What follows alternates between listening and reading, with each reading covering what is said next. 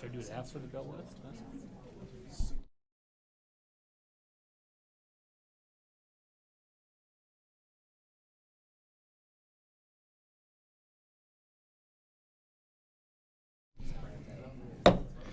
Good evening and welcome to tonight's City Council meeting for Monday, November 6, 2023.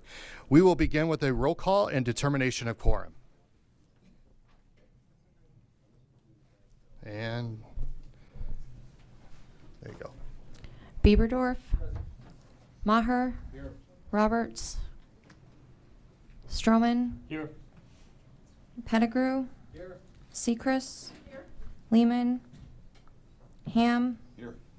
Evans, here. Roseland. Here. We have a quorum. Thank you. Next, we'll have the invocation from Pastor Scott Wiley. Is Pastor Wiley here? There he is. Following the prayer, we will do the Pledge of Allegiance. Please rise if you're able.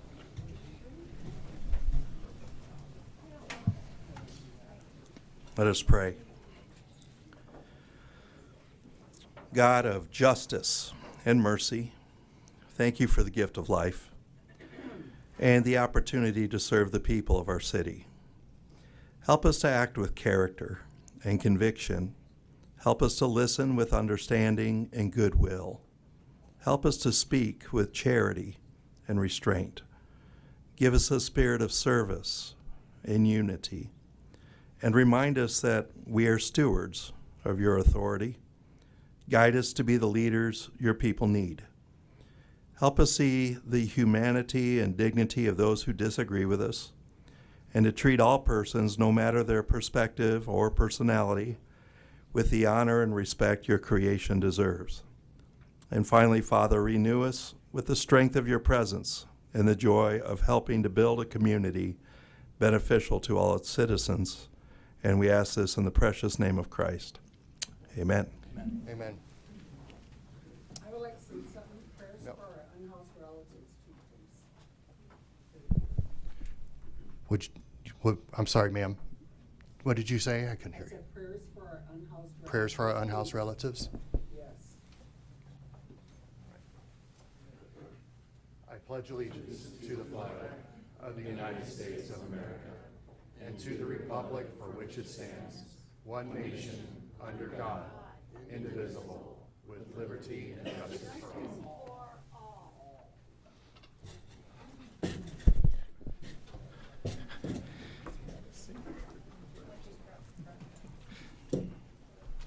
Thank you. Next, we will move to the adoption of the agenda. Would the council wish to make a motion? I'd like to make a motion. Motion to adopt the agenda? Excuse me. I'd like Mr. Stroman, you have the floor. Thank you.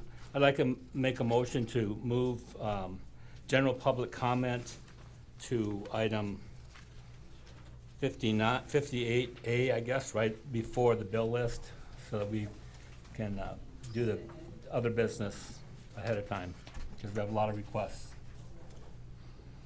Okay, we have a motion on the floor to move general public comment to right before the bill list at 58B or 57B, more specifically. Is there a second? Second. Got a second by Maher. Any discussion? All in favor? Aye. Any opposed? Motion carries. Okay. Next, we will begin to move on to consent items 1 through 48. With the council wish, before we do that, we will open public comment for items 1 through 48. I do have one speaker request form for item 33 from Lane Johnson. Lane, if you want to go over here to the podium. And sir, you have 3 minutes for your comment. And as always, we ask for it to be done with order and decorum. Thank you, sir. Thank you, Mayor, council members, guests. My name is Lane Johnson. I'm the president of the Rushmore Swim Team, and I just wanted to take a moment to speak for the advocacy of the funding towards the vision funding that's been approved previously for the dome over the Roosevelt outdoor swim pool. It's a seasonal dome. There's some discussions. There's a proposal before us tonight to approve additional funding towards other costs that weren't identified in that original proposal. And I just wanted to thank the Parks and Recs Department for putting that document together. I believe it's a just proposal. There are some other costs that do need to be identified, and I do appreciate the support for moving forward with the approved Vision Fund effort project to realize and understand the full cost of that dome. That's all I have. I'll take any questions if that's a thing. Okay, thank you. Okay. The council may call on you should they present that item for discussion. With that, any council members wish to pull any items from the consent items 1 through 48? Councilor Pettigrew. I'd like to pull item number 33, please. Item 33.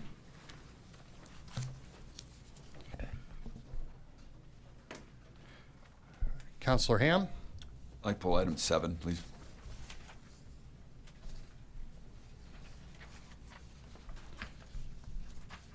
Councilor Sechrist. I'd like to pull item 14, please. Councilor Stroman. Lindsay just took it, so. Okay. So would I have a motion to approve items 1 through 48 with the exception of 7, 14, and 33? I'll move that.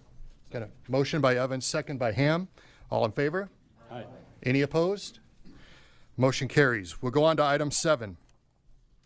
Authorize staff to advertise bids for Ellsworth Air Force Base Meter Facility Reconstruction Project number 22-2733, CIP number 51384, for estimated cost of $1 million. We will go to Councilor Ham. If you want to chime in the queue, sir, I'll press your button if you got it. There we go. Mr. Ham. So we discussed this during Public Works discussion. I looked into it a little bit further, and I would just like to have a little bit more information on the drainage that's set up in regard to this proposed contract, which we're looking to replace a system that we have, a report that was done. So 2 things I'd like to see before we move this forward is, 1, I'd like to see a drainage organization, how that's set up, and 2, I'd like to see the report that was done with regard to why this failed in the first place. So I'm not sure if that's a question for Director Tech or how we organize that. All right, we're going to go to Public Works Director Dale Tech. Mr. Tech. Thank you, Mayor. Great questions, Alderman Ham.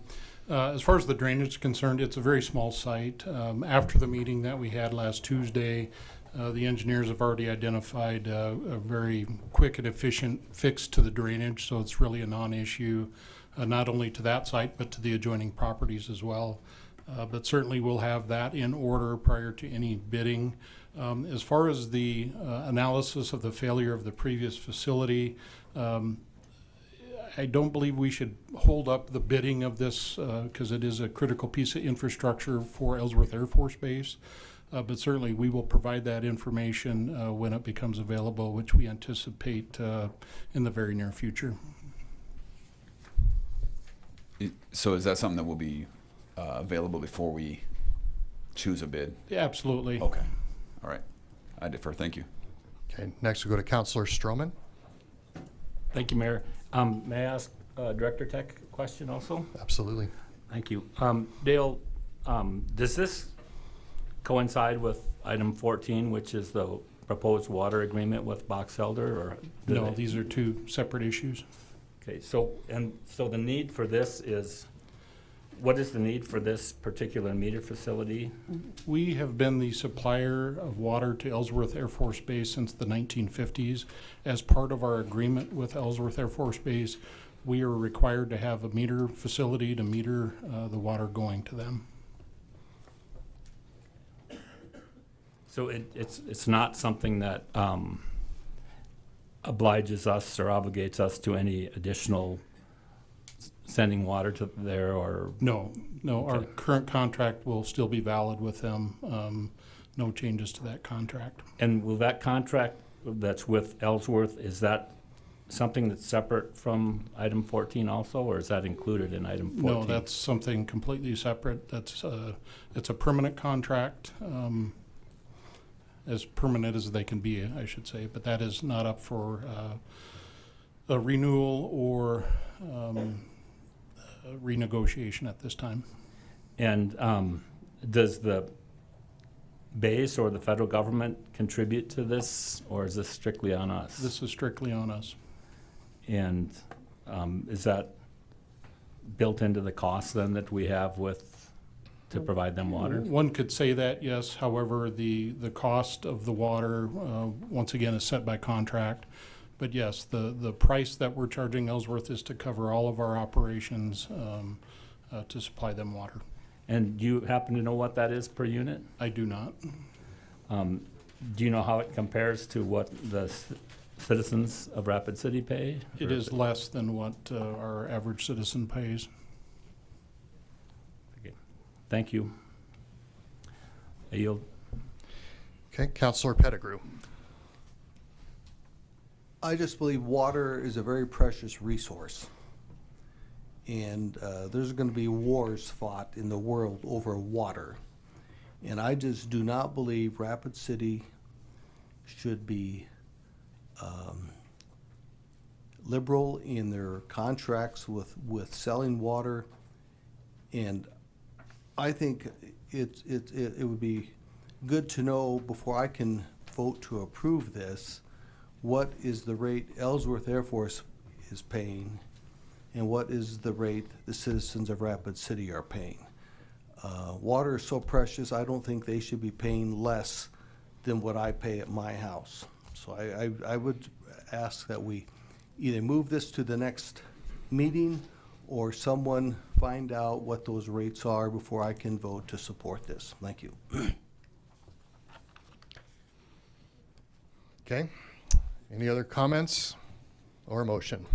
Mr. Evans. Sorry, Mr. Evans has the floor. Yeah, I don't disagree with Mr. Pettigrew, but I might have Mr. Tech explain, is this something, the contract, how often is this renewed? Is this something that was entered into many, many years ago and we're kind of stuck with what it is? So if we do renew the rates, we can start talking about that when it comes time to renew them. Could you explain a little bit about when that was set and when it would come up for renewal again?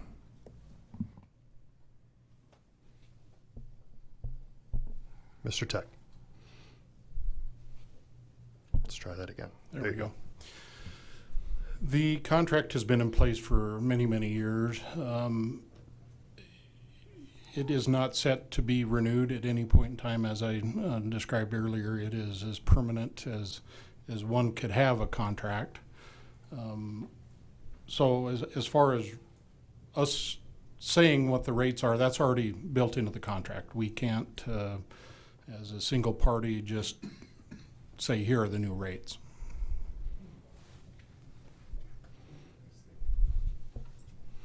Mr. Evans, are you done? Yeah. Okay.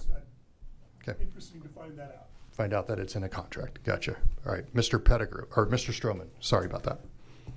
Thank you, Mayor.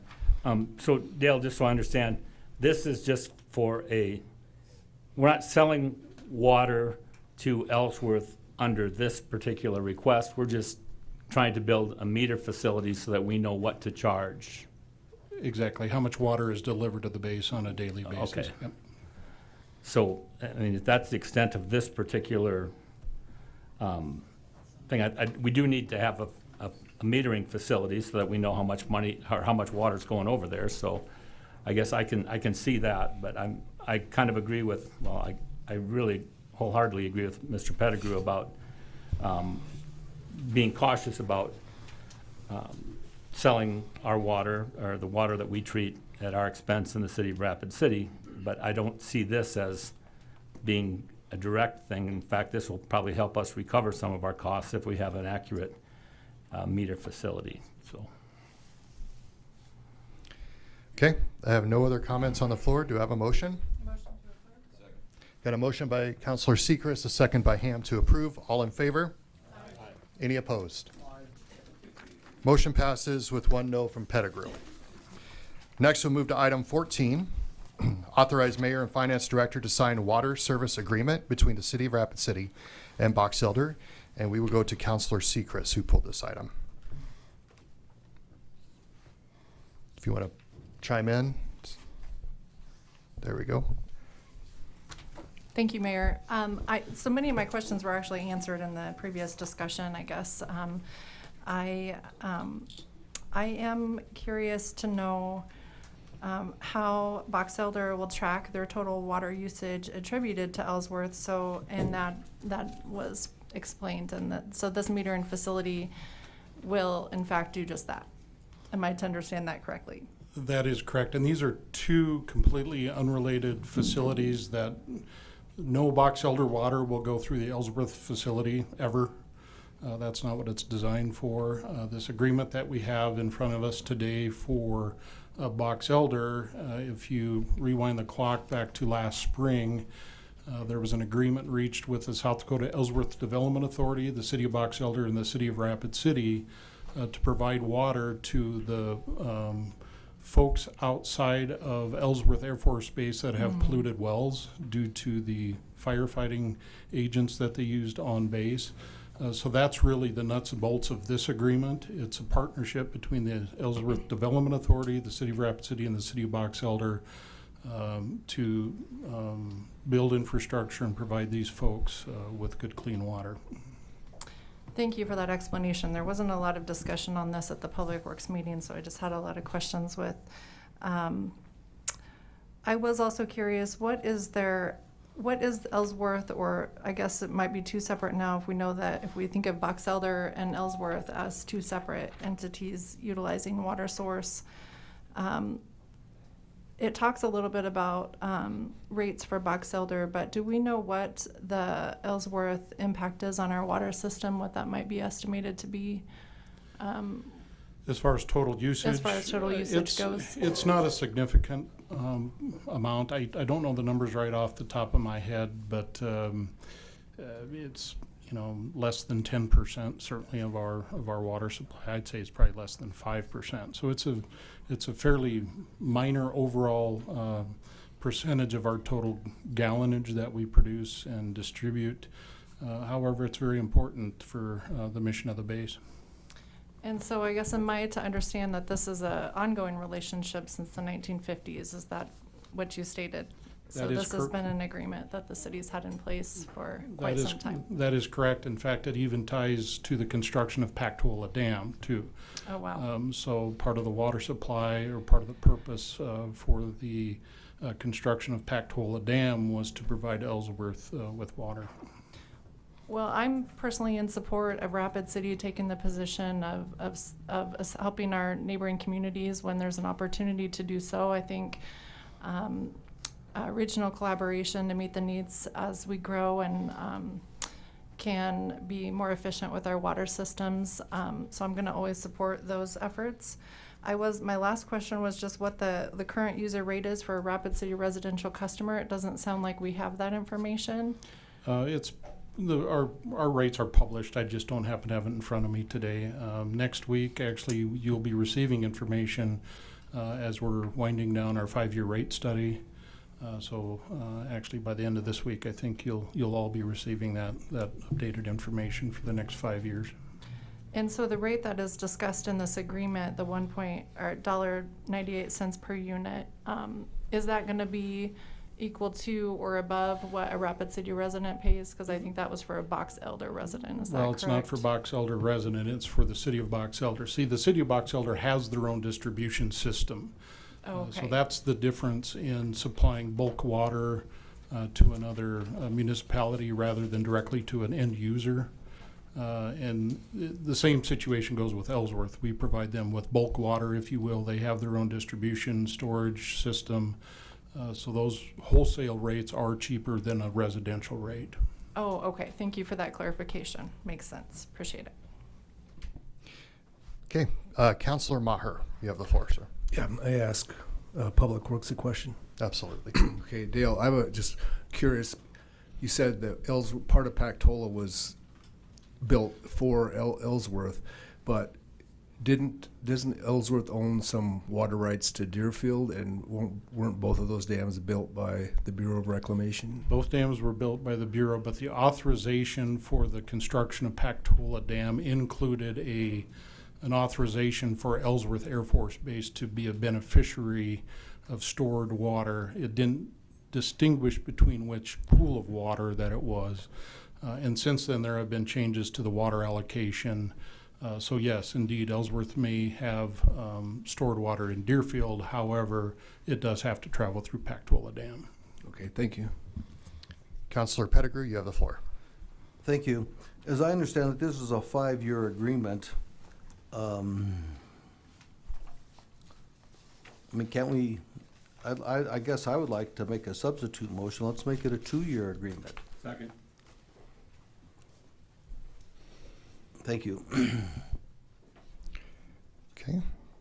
Councilor Stroman, you have the floor. And just so everybody's clear, the motion is to approve, but instead of a 5-year agreement, a 2-year agreement. Yeah, I just, Sorry. thank you. And I didn't know if Rod had anything else he wanted to add before, Well, that was, I could that was yield. Councilor Maher's motion, wasn't it? Or was it Pettigrew's? Pettigrew. Okay, misheard. Thank you. He wasn't in the queue, I'm sorry. That's fine. Thank you. Stand by, Councilor Pettigrew. Got to get you in the queue. Make sure we do everything in Okay. order. Thank you. Thank you, Councilman Stroman. Again, water is precious, and I just feel we should, before we extend long-term agreements, we should slow it down and make it a 2-year agreement, and in 2 years, we can come back and revisit and see where our resources are in water and what their needs are. I just hate to be committed to anything longer than 2 years. Thank you. Councilor Stroman, did you want to keep the floor? I also have the city attorney waiting to chime in. Yeah, I'd like to All right, floor is yours. just to speak. I just agree with Mr. Pettigrew because of the rapid growth in both Rapid City and Boxelder.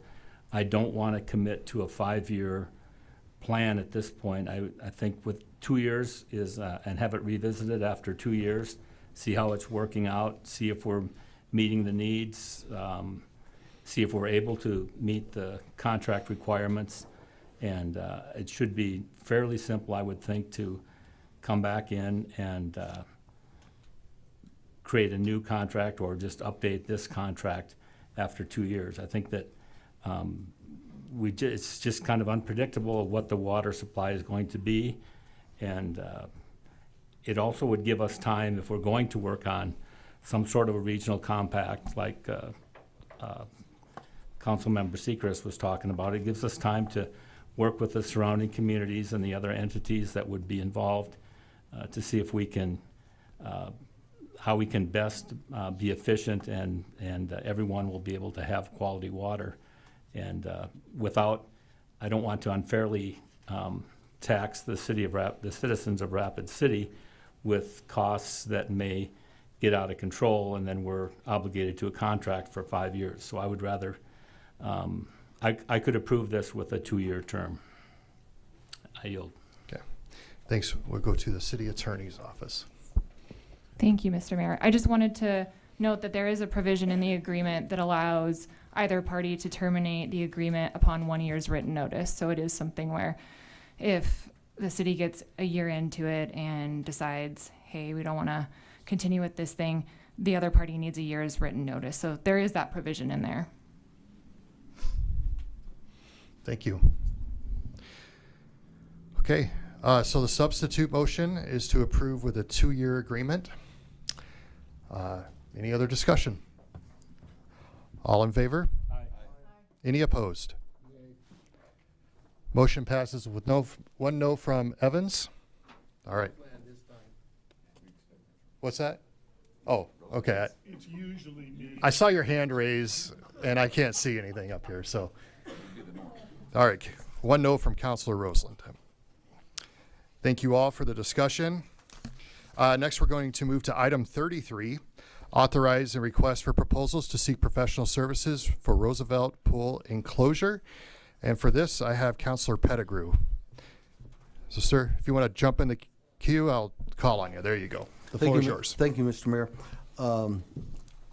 I understand, this was all Vision Fund money done prior to the existing council sitting.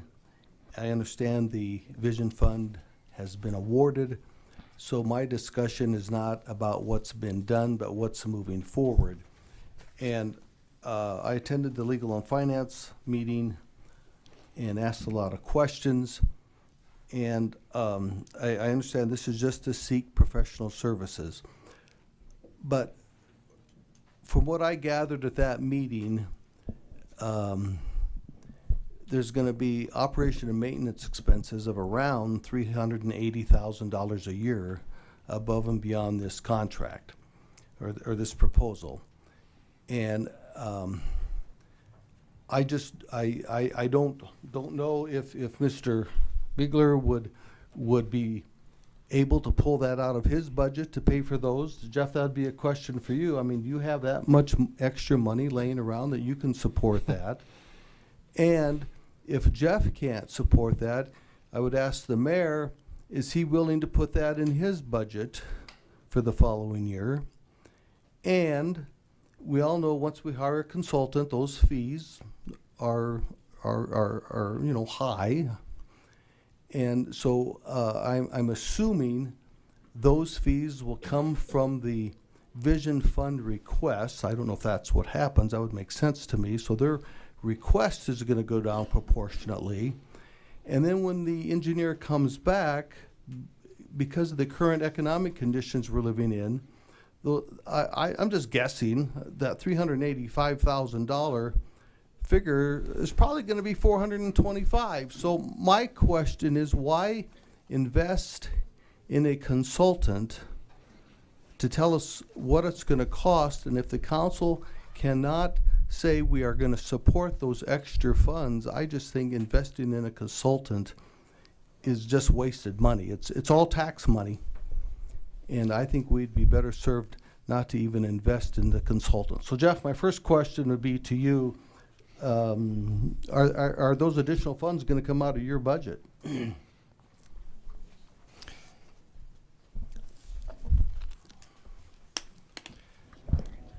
And pardon the awkwardness, we're figuring out how to do this. That's fine. To answer your question, we do not have additional funds in our existing or in our 2024 budget to cover any additional cost for 2024. So if it's the decision of the council to continue with this project after some updated figures are gathered by a consultant, then that would be something that we would be coming to you for additional funding in the 2025 operating budget. Thank you. And, another couple questions. I don't know anything about domes, so I'm no expert. I Googled it. And there's all sorts of types of domes. We get severe hail here. We get severe wind. We get severe snowstorms. And looking at a website, there's bubbles. There's things with frames. I don't think we understand what's being proposed, if I'm correct. And so they're going to have this facility or this bubble that then has to be stored. And I would ask, does Jeff have space in his facilities to store this facility? And when they take it down, who's responsible for taking it down and storing it? I just look at a lot of problems and issues here that haven't been addressed and haven't been looked at. Mr. Mayor? Yes. Yes. One of the benefits of hiring a consultant to do a feasibility study and updating the estimate would be to answer questions just like that. Is a dome the best way to go? What are the additional expenses that were not included in the Vision Fund award? So those are all things that will be answered with bringing on a consultant. And I guess, if I may, Mr. Mayor, just one last comment. Why weren't all these costs addressed in the original proposal? I just think the proposal was made, and now the city council's having to come back and address another $400,000 in costs. And I just think that's unfair and not the way that process should have been handled. Thank you. And Mr. Pettigrew, you did ask a question of me about putting it in the budget. As you know, I don't get to spend any money without your approval. So that's really up to you, okay? Next, we're going to go to Councilor Maher. Yes, I'd just like to say this was approved by the city council almost 2 years ago, and I was not on the council, but I was the chairman of the Vision Committee. We reviewed 24 projects. This ranked number 7 when we ranked the projects with a very diverse citizens committee. The reason we approved this project, and I know it sounds, we had this discussion before, it sounds crazy to put a dome over the pool, but it triples the number of swim lanes for 9 months of the year. And so it increases recreational opportunities for our families.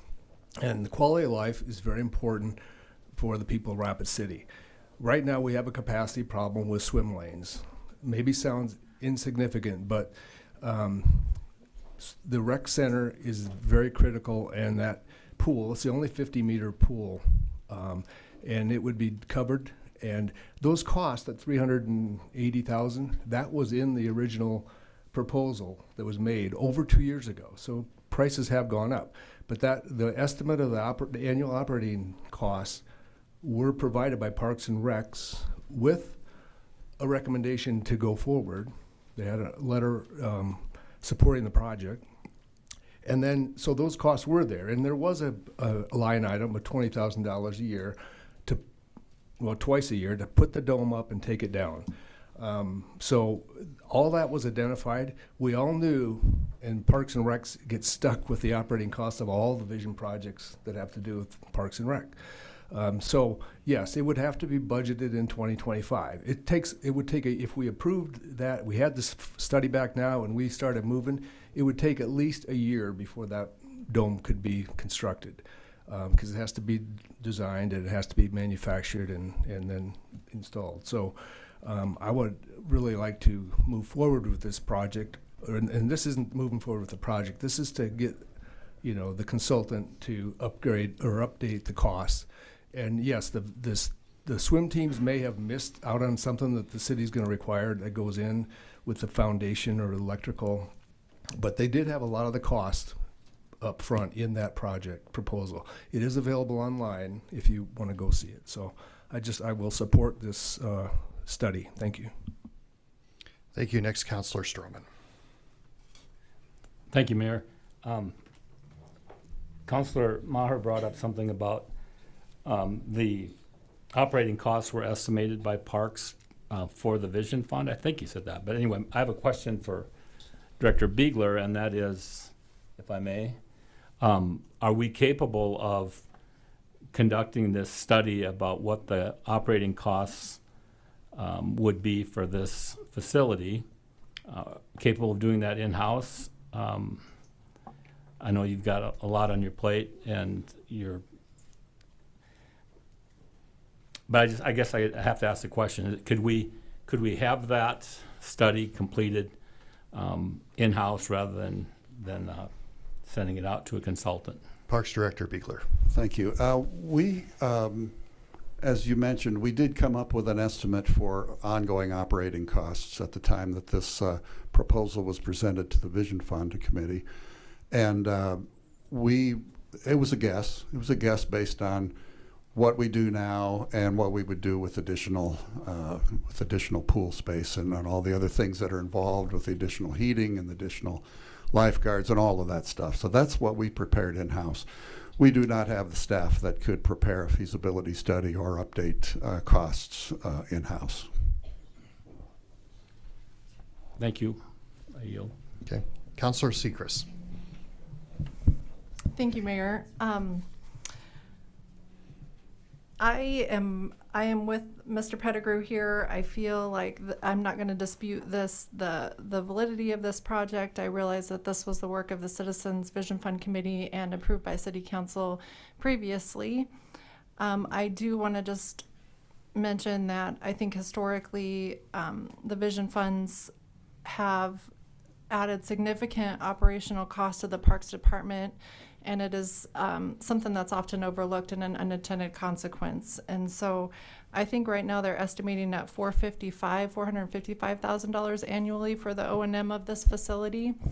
I just wonder if it wouldn't make sense, just taking all things into consideration with our weather, our wind, between the hail and the hurricane wind patterns and the vandalism that happens in this area, would it make more sense to build an actual structure So if we could include that in this assessment, to me, that makes more sense in my mind, what that would look like to put some, doesn't have to be a great facility, but something that would be physically there, brick and mortar. Anyway, I didn't hear anyone talk about the vandalism and what that might look like. Is this an actual fabric? I guess I need to go back to the Vision Fund approved project to understand this a little bit better, and maybe that feasibility study will help me understand that. So I will yield and support that we move ahead with this, but also I'm very hesitant to know where I'll land with supporting additional expense. Thank you. Okay. Any other discussion? Councilor Pettigrew.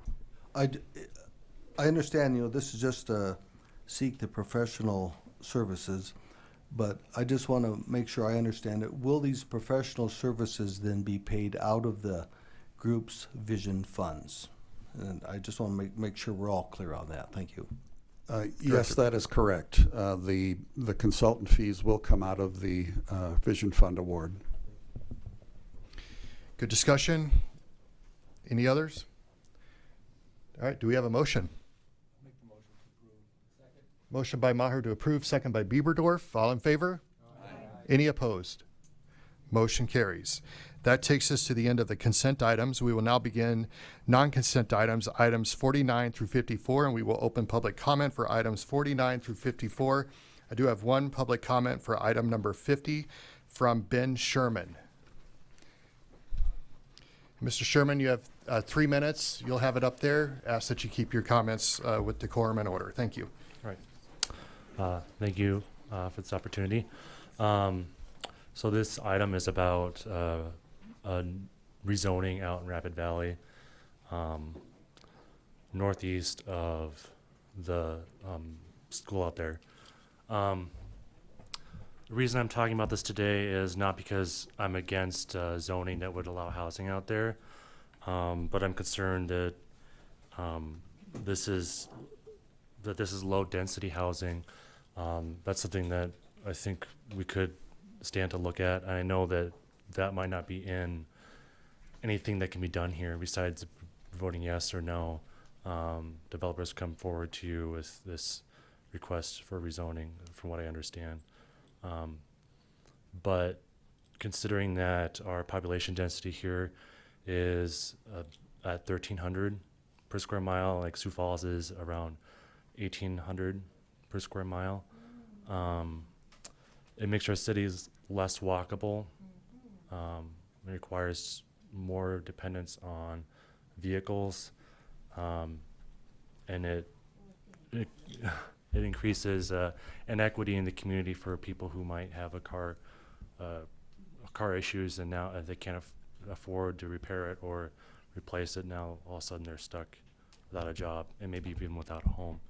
So I would recommend that we consider more denser denser housing and zoning and mixed use zoning. But again, I'm not asking that there be no housing out there where this zoning proposal is at. So that is all I have on this. So Okay. I'll leave it to you. Thank you. Thank you for your time. Thank you. We will now close public comment for items 49 through 54 and move to ordinance number 49. First reading of ordinance number 6593, an ordinance amending section 17.06 of chapter 17 of the Rapid City Municipal Code. A request by Long Branch Civil Engineering, Inc. for American Storage, LLC, for a rezoning request from General Commercial District to Light Industrial District for property generally described as being located northwest of the intersection of Century Road and East North Street. We have a motion to approve. Second. Got a motion by Ham, second by Roseland to approve. All in favor? Aye. Any opposed? Motion carries. Item 50, first reading of ordinance number 6594, an ordinance amending section 17.06 of chapter 17 of the Rapid City Municipal Code. A request by 2E Design Group for Rob Popple for a rezoning request from no use district to low density residential district 1 for property generally described as being located east of Reservoir Road, north of Bridge Drive. And the recommendations to approve in conjunction with 23AN004.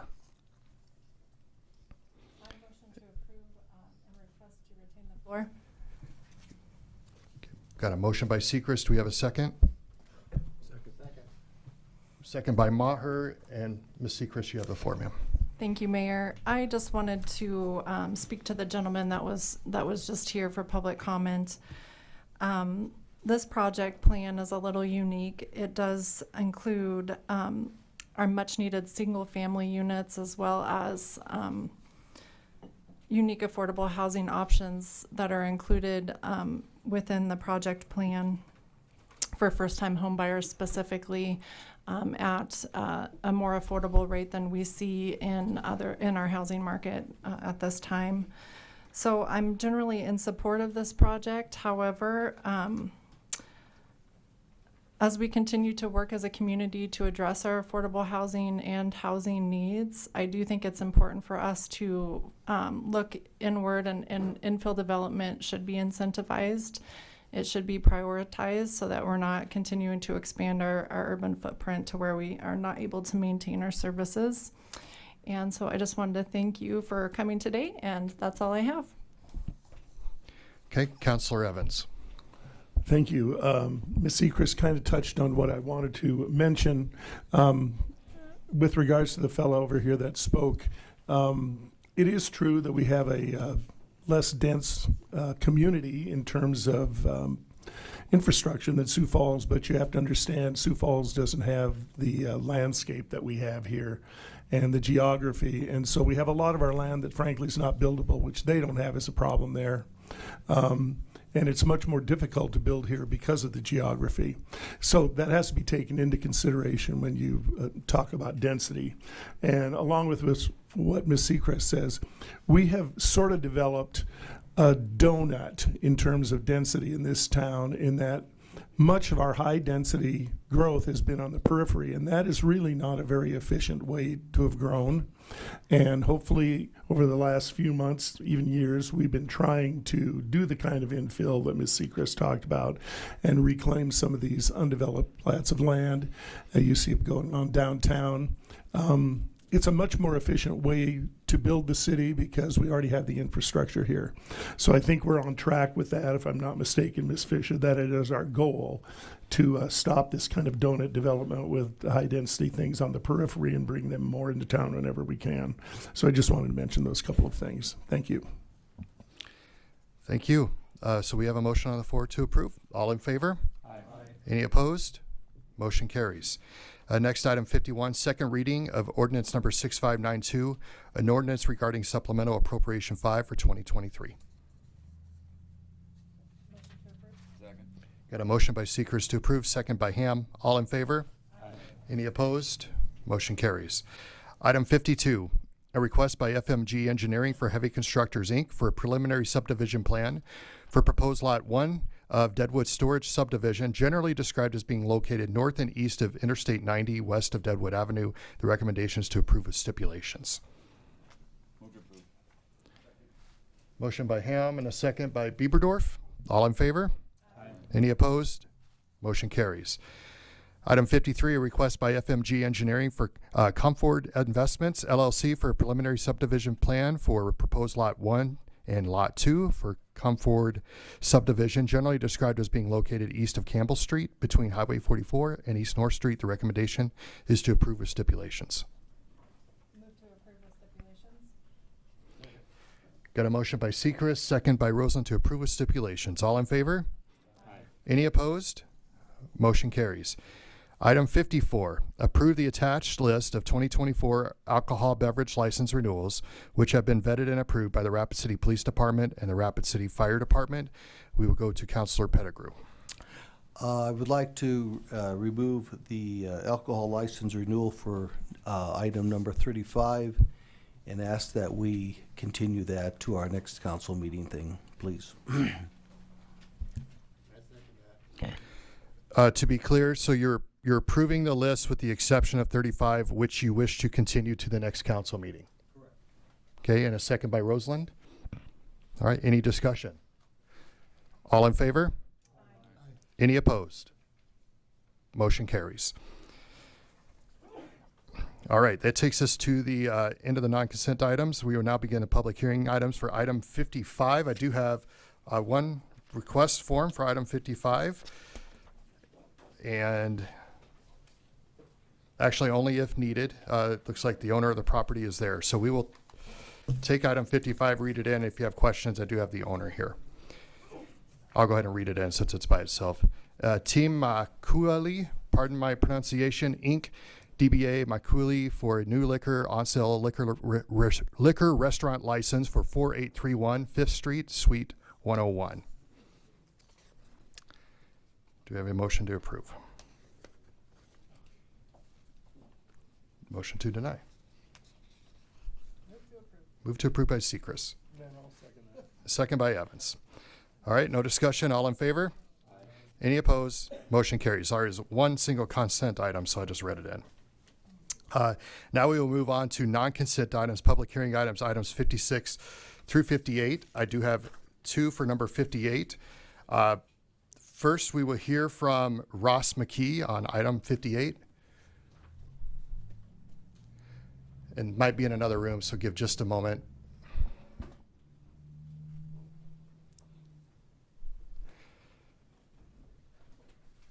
All right, Mr. McKee, you have 3 minutes for item 58. Okay. Ask that you use order and decorum. Thank you, sir. Okay, am I up and running? You're good. Mayor, council.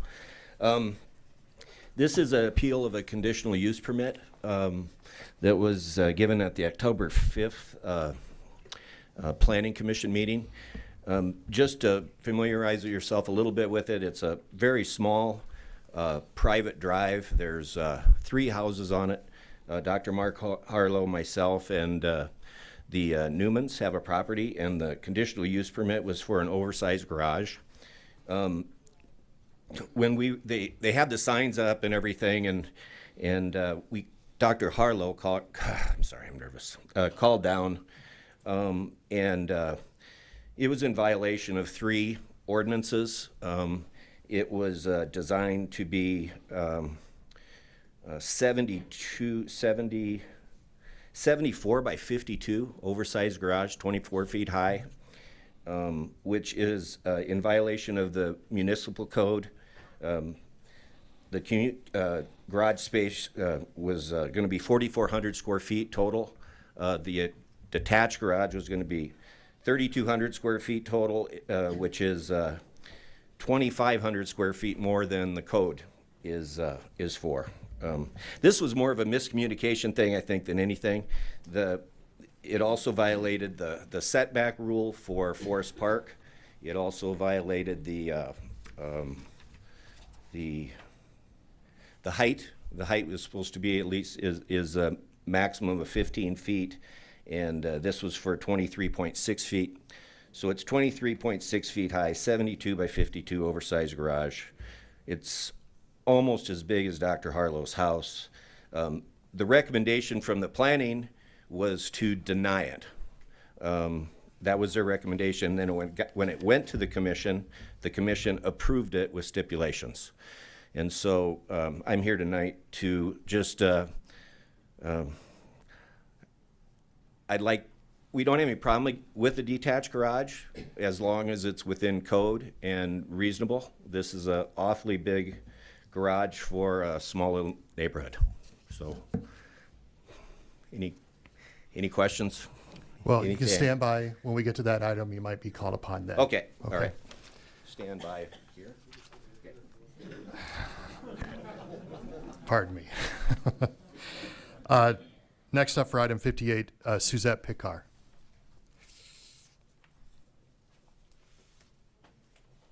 Thank you, Mayor, City Council, for allowing me to visit with you guys on behalf of John and Aaron Newman. They unfortunately are out of town because they're working on selling their business in Taft, California to move here full time and open up a business here in Rapid City. We are looking for it to not be appealed because it was approved by planning and zoning already. It's a well-planned addition. The garage is actually 70 by 50, which is 3,500 square feet. They do plan on landscaping. They do wish to retain the integrity of the neighborhood, and where the garage will be located won't jeopardize the views of Mr. McKee or the other doctor that he was speaking of. They are very excited to become new members of Rapid City. Historically speaking, where they were at before, they had a very good, successful business. They look forward to bringing business here, as well as new jobs, as well as doing philanthropic work, which they have been stewards of the first responders in their community, and look forward to doing the same for Rapid City. So I'd love the opportunity for them to get this appeal not appealed so that they have the opportunity to become part of our community, because I think that we'll be very lucky to have the Newmans here full time. If you guys have any questions for me, I'll stand by too. Thank you so much. Thank you. That closes the public hearing item comments period. Now we move on to non-consent items 56. Approve resolution number 2023-080, a resolution to adopt amendment number 1 to TID number 84 of East Santa Mosa Street for a property generally described as being located east of East North Street, north of South Dakota Highway 44, west of Elkvale, and south of Eglin Street. And the recommendations to approve. And Councilor Sechrist, you're in the queue now. Thank you, Mayor. I motion to approve and request to retain the floor, please. Got a motion to approve? Do we have a second? Second. A second by Ham. The floor is yours, ma'am. I was just going to speak to, I know, I am understanding of the situation here with the interest rates and the increased costs, and I'm supportive of this project. I am curious as to what the explanation is as to why the booster station was originally estimated to be $950,000 and now is at $4.47 million, and how that increase of 4 times anticipated cost happened. It was that maybe not estimated correctly on the original application, or did something in that project proposal change the consideration of the cost? So I don't know if I can ask that question of Dale Tech. Yeah, you can go ahead. You can go ahead. So I don't know what happened. No. I don't know that I can give you a great answer, because I was not involved, nor was city staff, in the original cost estimating done by the developer. Certainly we've seen an incredible increase in cost for construction over the last few years. So I'm not the right person to give you a definitive answer. I can only give you the answer of it costs more to build those types of things, and there is more of a regional component in what is finally being constructed, rather than I think what the developer originally anticipated. So there's some difference there, and I think that a combination between those two of those things certainly drives the price to be what it is. Okay, and that would make absolute sense if we're servicing or planning to service additional area with a larger booster station. There wasn't any details on that, and I just was seeking clarification. So thank you. I yield. Any other discussion on item 56? Mr. Vice Chair. We'll go to Vicki Fisher at Community Development. Thank you. So I think Dale's explanation was actually right on. And when the developer came to us and identified that he could no longer upfront the expenditures that he has to secure with the bank for the booster station, and the city was then asked to become a developer on the TIF, we wanted to make sure it was going to serve a regional area and not just that development. It is important to note that the numbers in the TIF do show that it will pay the city back, but we will need to become a partner in the TIF, and that's something typically we don't do. But we are deficit water in this area at this time. We need this booster station to allow development to continue to occur in this area. Thank you, Director Fisher. Any other discussion on item 56? Okay, we've got a motion and a second to approve item 56. All in favor, say aye. Aye. All opposed? Motion carries with unanimously. Item 57, number 23RZ016, second reading, ordinance 6587, an ordinance amending section 17.06 of chapter 17 of the Rapid City Municipal Code, a request by Hermison Aggie Engineering, Inc. for a rezoning request from general commercial district to medium-density residential district for property generally described as being located at 1909 and 1915 Ash Avenue, and the recommendation was to approve.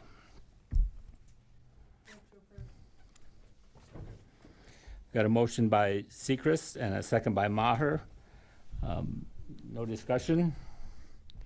All in favor? Aye. Opposed? Item 57 carries. Thank you. Thank you for taking over for a moment. That takes us to item 58, an appeal of Planning Commission's decision on a request by Renner Associates LLC for John and Aaron Newman for a conditional use permit to allow an oversized garage for property generally described as being located at 2150 Skyline Ranch Road. This is an appeal of the Commission's decision to approve, and we will open up to comment from the council. Persons present will first begin with Councilor Maher. Yes, I have visited this property, and it is in Park Forest. There's only 3 houses. But if you lived in the house across the street and you had to look out your front door and see this 3,600 square foot garage with a 15-foot garage door, it just doesn't fit in that neighborhood. And so the public speaker had mentioned that the city planning approved this. Actually, the city staff were opposed to this, and it was the planning commission that overturned it and approved the variances. So I think it's an opportunity for the new resident, Mr. Newman and Mrs. Newman, to revisit the size of that garage. And so I will be supporting the appeal. Thank you. Okay, next, Councilor Ham. First, I'd like to move to approve the appeal, and then I'd reserve the right to speak more. Okay. Got a motion to approve the appeal. What was the second? Bieberdorf? All right, floor is yours, sir. This situation, I'm not necessarily going to speak to the size of the structure in question, but rather I think it's probable that there can be a situation where the Newmans can come back with an alternative site that might work for both their needs, which are probably many, and the residents in the area. So I yield. Okay, we have a Community Development Director, Vicki Fisher, in the queue. Ms. Fisher? Thank you, Mr. Chair. I just wanted to clarify a couple statements that were made tonight. So there were 2 applications that went before the Planning Commission and Zoning Board of Adjustment. There was a variance to the height and the front yard setback. The front yard setback is slight. It's required to be 35 feet for an accessory structure. This is at 34.6 feet. The height is somewhat more extreme, though. It cannot be more than 15 feet, and they're requesting 23.6 feet. When it came to the oversized garage that the Planning Commission then heard, in part when they realized that there was no one from the neighborhood to oppose the rezone and the land use itself, that weighed heavy, because when you're looking at the criteria for approval, it speaks specifically to, is this going to be injurious to a neighborhood? Is it going to fit with the character of the neighborhood? And I think because no one spoke out after having received letters and a sign being posted, that was the decision that was made. There is currently a 3-stall garage attached to the existing home. The home is 4,434 square feet. The attached garage is 1,286 square feet. You cannot have more than 1,500 square foot of total garage space on a residential lot. So they are allowed 214 additional square foot of garage space.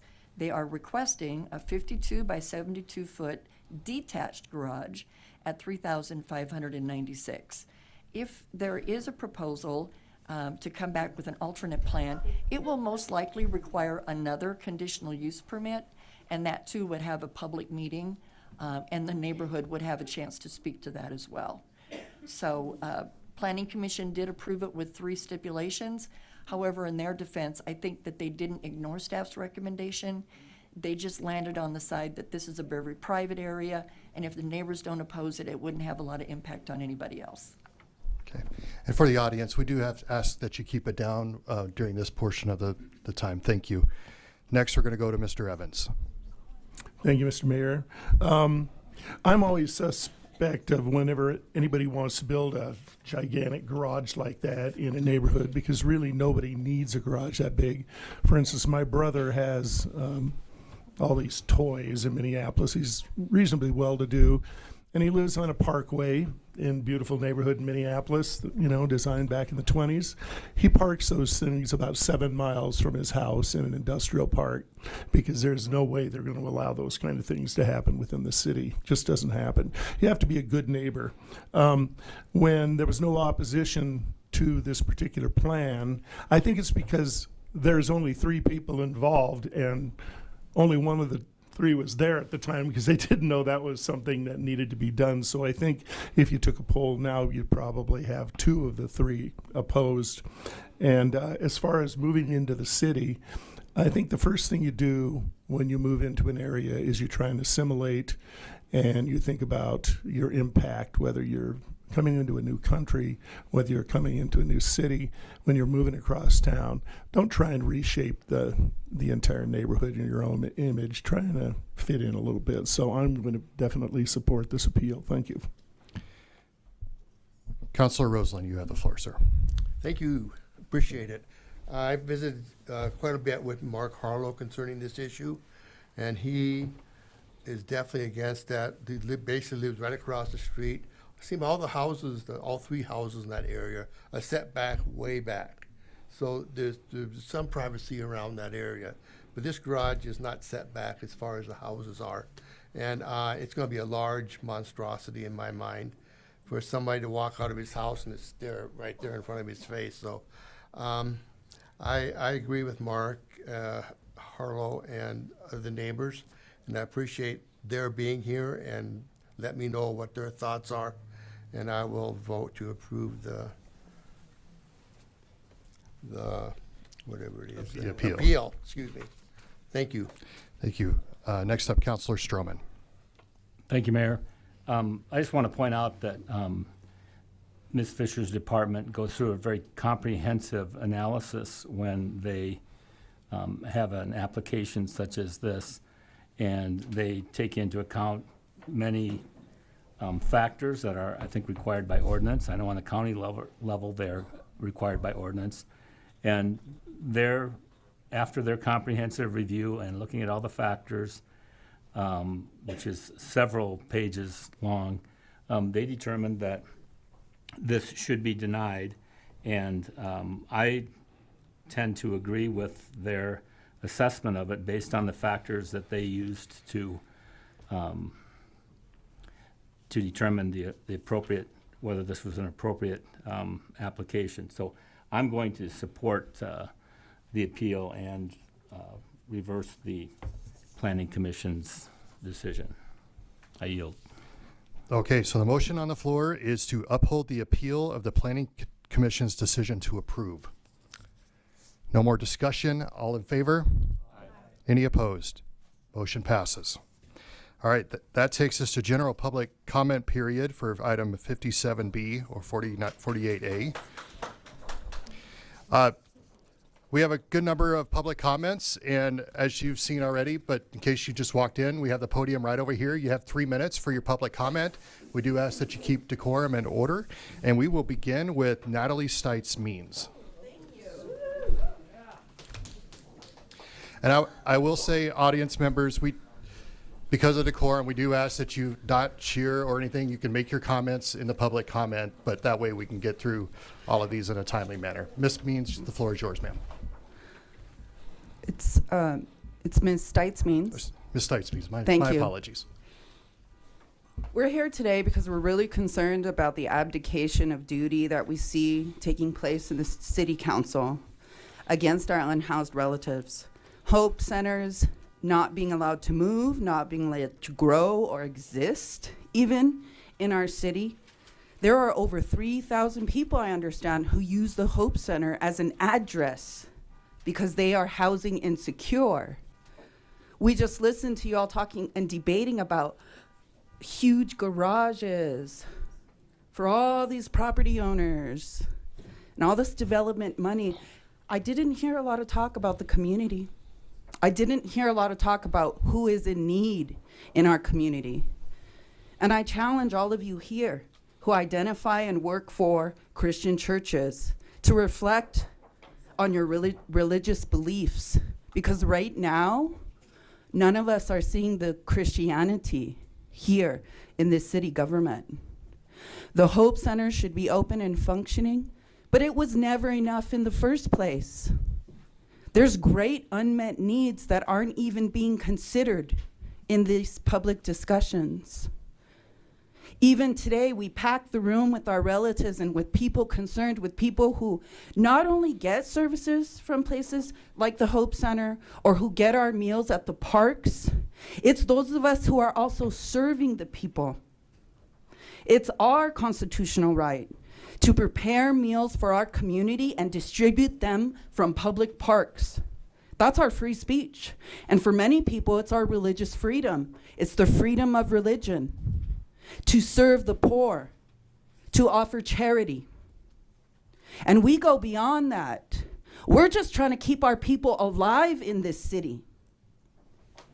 It isn't just the addicted, the broken, and the ones that present to the police officers so often due to their issues who go and eat at these parks, who get their addresses at the Hope Center, who get the ID fee so they can go down to the DMV and just get a tribal ID for $20, or to get a driver's license, for $28.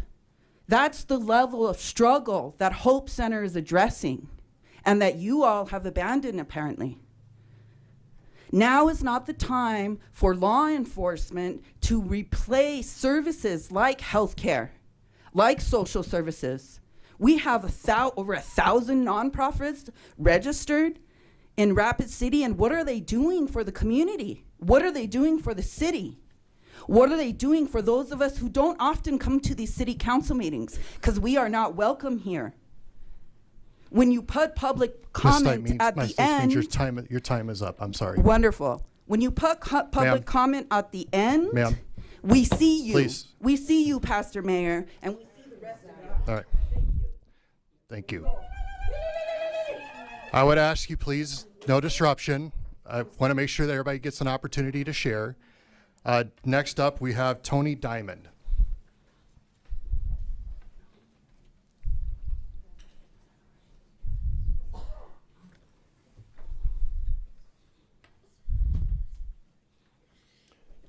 Thank you, Mayor, City Council. I wanted to talk to you guys about what last City Council there was the mayor talked about there was a referendum, a resolution 2023-085, a joint resolution to reduce homelessness. And in that document, sorry, I'm trying to pull it up. One of the statements in there, it says, be it further resolved that the City of Rapid and Pennington County intend to initiate a dialogue with community stakeholders in order to generate community direction and effort toward a goal of reducing homelessness. I didn't see that anywhere on the agenda today. If this is the goal of the city and of the city council, where are the stakeholders that you're talking about? Have you identified those stakeholders yet? You're talking about this being a critical need and something that's supposed to be addressed by the city council, yet it's not on the city council's agenda. Why not? We're coming into the colder months. We're coming into a time where our citizens are going to be dying on the street. Shouldn't that be a priority?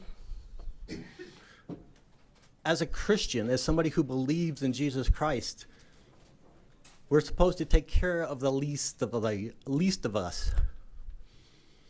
Yet we go to church and we sit in a nice warm building and we're dressed to the tins and we take care of ourselves. How can we look at ourselves? How can we go into a church and worship the God that we profess to serve, yet we're not taking care of the least of them? So I challenge the city council, and I challenge you, Mayor. You're the one that put before this thing. When's it going to happen? Why isn't it on the agenda tonight? Okay. Next up, Mary Hahn.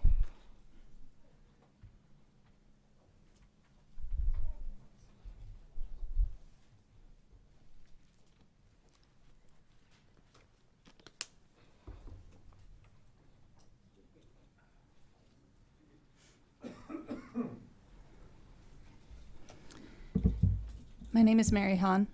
I'm a longtime resident of Minaloosahan. I'm here to urge you to meet the actual needs of our community. The Hope Center, which is closing as a result of your vote to veto its proposed expansion, has been wildly popular for one reason. It actually meets the needs for folks who are experiencing some of the most difficult struggles of their lives. Let's think about the other options in Rapid City. There's Safe Bed, a detox shelter run by cops that requires folks to be under the influence to stay. There's the Cornerstone Mission, an overpopulated space which requires people to be sober. And there's One Heart, a high barrier service run by an executive director who co-authored with her husband, a well-recognized lieutenant on the Rapid City Police Force, a book called Political Prostitution, which advocates for veiled eugenics and governmental forms of population control. It's racist nonsense. And these are the people that Rapid City has put in charge of finding solutions for our unsheltered relatives. I used to attend a church in the Elks Theater downtown. I loved it because unsheltered folks would often come in for a hot cup of coffee and good community. The slogan for Project Church was love God, love people, live free. There are nearly 2,000 verses in the Christian Bible that talk about how we are to treat the poor in our communities. We are told not to ignore them or leave them out to die. We're told to care for them and prioritize them. The pastor at that church knew and believed those verses. Many of you profess that same faith, and yet you vote in ways that will directly cause deaths by exposure, will cause irreparable harm to people's wellness by interrupting services, and will criminalize the very existence of those who fall beneath a specific income bracket. Evictions are on the rise. There are very few jobs that offer a living wage. I myself work 3 jobs. The city does not fund our schools or mental health services. You cannot expect people to survive or thrive in this city when you all vote in ways that display reckless disregard for human life. You cannot continue to shut down services that save lives and hope that the homeless problem will simply go away. Our unsheltered relatives deserve dignity and resources to thrive, regardless of whether they possess a residence or a giant garage. This council is comprised of multiple people of faith, and you are mandated to care for the poor and the oppressed.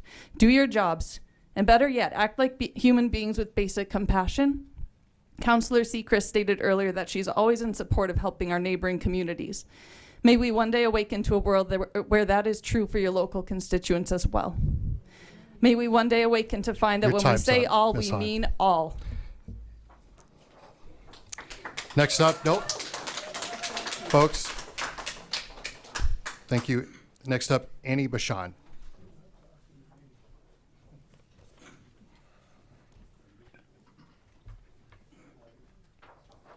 I want to begin by saying thank you to the community for showing up like you are tonight. This is amazing, and thank you for waiting no matter what happened, no matter how long we've been waiting. I think what's interesting is, before I say anything else, I also want to recognize Pat Roseland and Bill Evans and Rod Pettigrew for their commitment and interest in showing up to learn more about what's going on in the community.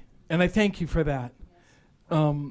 On Tuesday, we had 130 people show up to the Healthy Communities Workshop. And they showed up at 7 in the morning and stayed until noon and worked, created solutions and identified problems going on. And one of the number one problems that came up, and we'll present this report to you as soon as it's finished. But one of the number one topics that came up was that the people come second in this city. And we witnessed that tonight. The business of businesses and landowners and all of that came first, but the people came second. And I suspect that there's plenty of you that are tired of me. Oh well, I'm not giving this up. I'm not letting it go. And if it takes 4 years or 40, I'm not going away, and neither is this community. Because people are more important than property. People are more important than profits. And until such a time that we can create a task force that looks at it from a holistic perspective, that looks at transportation, that looks at childcare, that looks at education, that looks at what people actually need in this community to thrive and not just survive. And there is this notion that is sitting out there that if the people from the res would just go back to the res, we wouldn't have any homeless. That is the most bonk notion I've ever heard. For me, there is no border. This is all Lakota land. This is the home of the Lakota people. So whether they're visiting relatives in Cheyenne River or they're visiting relatives down in Allen or they're visiting somebody over in Cary Chills, that's all one community. We've got to look at this as one community instead of trying to other people. There's a great book I'd recommend for y'all to read. It's called Caste, C-A-S-T-E. It's by a very well-known author named Isabel Wilkerson. And South Dakota plays a role in this book. You know, Nazi Germany took the notion from here on the reservations to instruct the concentration camps. I know you're looking at the clock. You know, the reality is, let's not be Nazi Germany.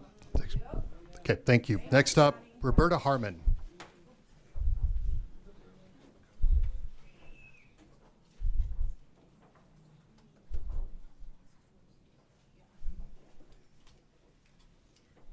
Thank you. My name is Roberta Harmon. I do a bit of street outreach. I'm very much a proponent of advocacy, not activism. I see a lot. I believe Miss Natalie spoke and said there was thousands of nonprofits. There's a lot of new ones that just came to town. There's a lot of folks that are doing social media all through the globe and talking about our area. You know, lots of it. It raises a lot of funding. It raises a lot of interest. But the deal is there's hard work to be done here. I labeled my comment as insanity. And what I meant by that is there's a general consensus that if we keep doing the same thing and expect different results, we are insane. And we have walked in that for a while. So there's going to be some hard things, and we all have to examine ourselves. What do we do well? What can we do better? Because there's lots of room to do better, but there's also things that we do well as a community. Tomorrow I get the privilege of moving what would have been previously homeless folks into their own apartment. It was a lot of work. It was a lot of meetings. It was a lot of navigating those programs, but it was worth it.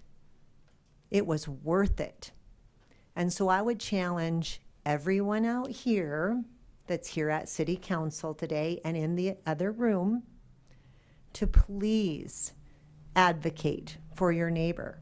Don't just show up, right, to meetings or social media globally posted things, but every day show up for your neighbor, because that's what makes a difference. It was 7 trips across town to get all the paperwork, to get all the things we needed, to do the applications, but it was worth it.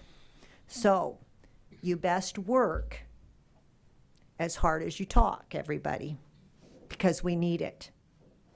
And that goes for all of us. We're all in it together. Otherwise, it's going to fall. So I just want to remind everybody, if we keep doing the same thing and expect different results, we are insane. All right, next, and I'm going to call the next two up. That way the next person can kind of get ready to save on time for everybody. Next, we have Brian Peck, and that will be followed by Rob Momartz.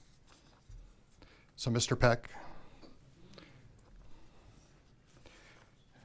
And Mr. Momartz, you can make your way towards the podium, and you can speak when Mr. Peck is done. Well, I hope there's so many issues that were dealt with tonight. My heart and my vision for Rapid City, I really appreciate Rapid City. I've lived here for over 40 years. We need to be developing not for today, but for 40 years from now. And how does that look? And I believe God has really given me a heart and a vision for what we need to do in Rapid City.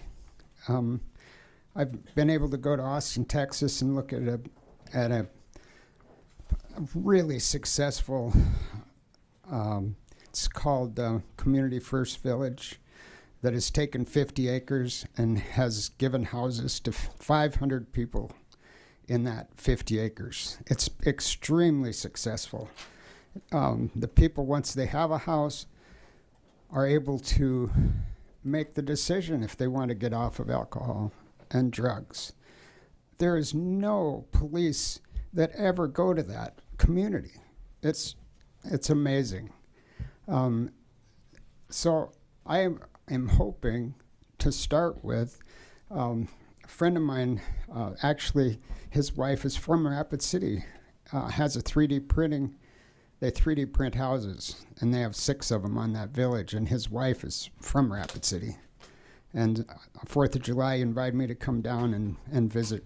I have been down there one time. I will go down there soon.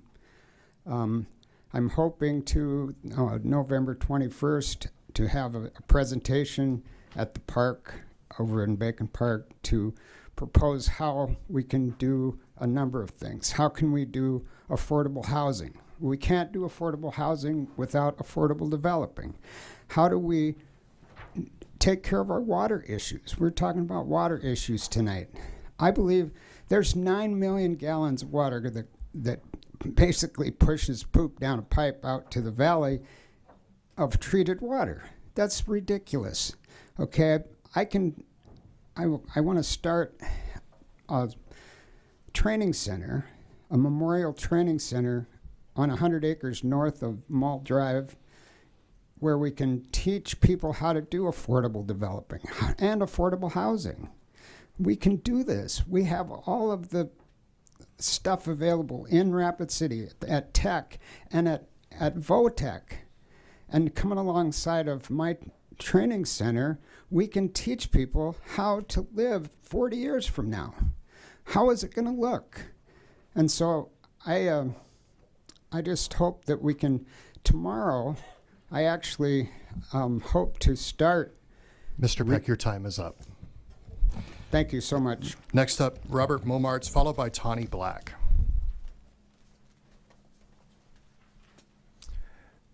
Thank you, Mayor. Council members, hello again. I'm sure you're probably getting tired of my voice and seeing my face. I'm not going away. I recently had an article published in one of the local publications here. I do want to correct one thing. I do know that one of the major reasons the Hope Center was closed was not due to any fault of the mayor. I'm just clarifying that because that's not what I wrote. I do want to speak on several of the topics that were mentioned earlier.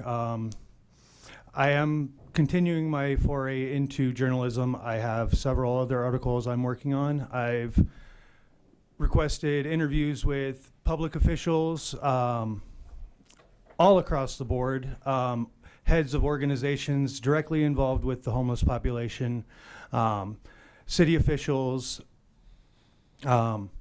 These articles are going to take time, but my focus right now is the press release from the mayor and Sheriff Mueller about community involvement. We all, as citizens of Rapid City, have the power to make a change. And I do believe personally that we are on the precipice of something huge. We have the control of whether it's a positive change or a negative one. Every single one of us.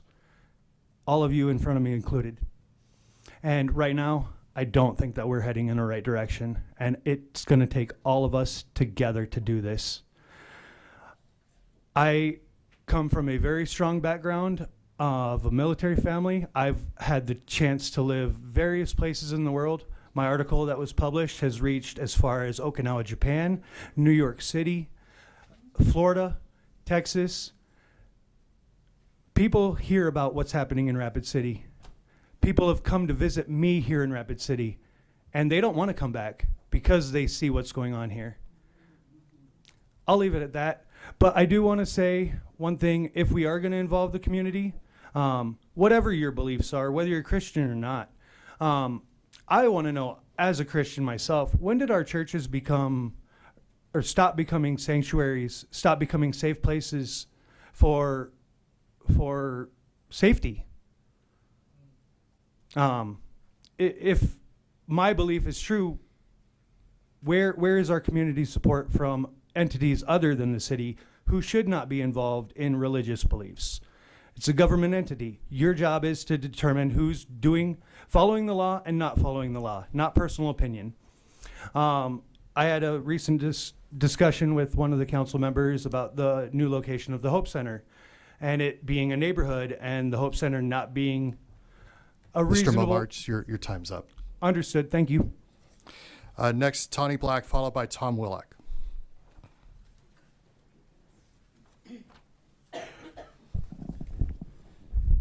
My name is Tawny Black. I greet all of the relatives and the council with a heartfelt handshake. I'm Oglala Lakota, and I ask my elders in front of me tonight to forgive me for speaking in front of you. Before I express myself, I would like to thank Tungashila Wakantanka for this day and opportunity to speak my concerns to be heard by City Council. Before any agenda is spoken, revised, reviewed, and or approved on the concern of unhoused relatives of all nations, we have to remember the history of our Paha Sapa, which has been forgotten in 2023. In the late 1800s, the turn of the century, in our treaties, which my people still live by today and abide every day, is to remember our ancestors and what was said when it comes to the people, the land, the water, conservations, and the protection of animals as well as natural resources and the people. On behalf of the Otechi Shakoi, the 7 bands of the Lakota, Nakota, Dakota nations, the Great Eagle Society are the caretakers of documentation, how we are supposed to be to each other, and was agreed upon by the people, native and non-native in history, to live in unity peacefully and be respectful in and around our sacred Black Hills. The goal of what I expressed this evening is to have an input on the bylaws as our indigenous peoples, to have compassion for all, especially with our homeless relatives right now. Our ancestors made a way for my generation. And now I have to remind the people here, native and non-native, that we need to practice and come together for the next 7 generations to come. I am also a statistic. I overcame being homeless here in Rapid City. As many other, I had help of Rapid City resources. I utilized the Hope Center, and it was the most valuable resource for myself and my daughters. Without an actual address, I wouldn't have been able to establish proper care, to receive food assistance, food benefits, medical care, to establish housing for my daughters, work, school, And today we have a nice home. We have everything we need. Both my daughters graduated from Rapid City High Schools. Ms. Black, your time's up, ma'am. I'm sorry. Thank you. Thank you. Next, Tom Willick, followed by Ben Sherman.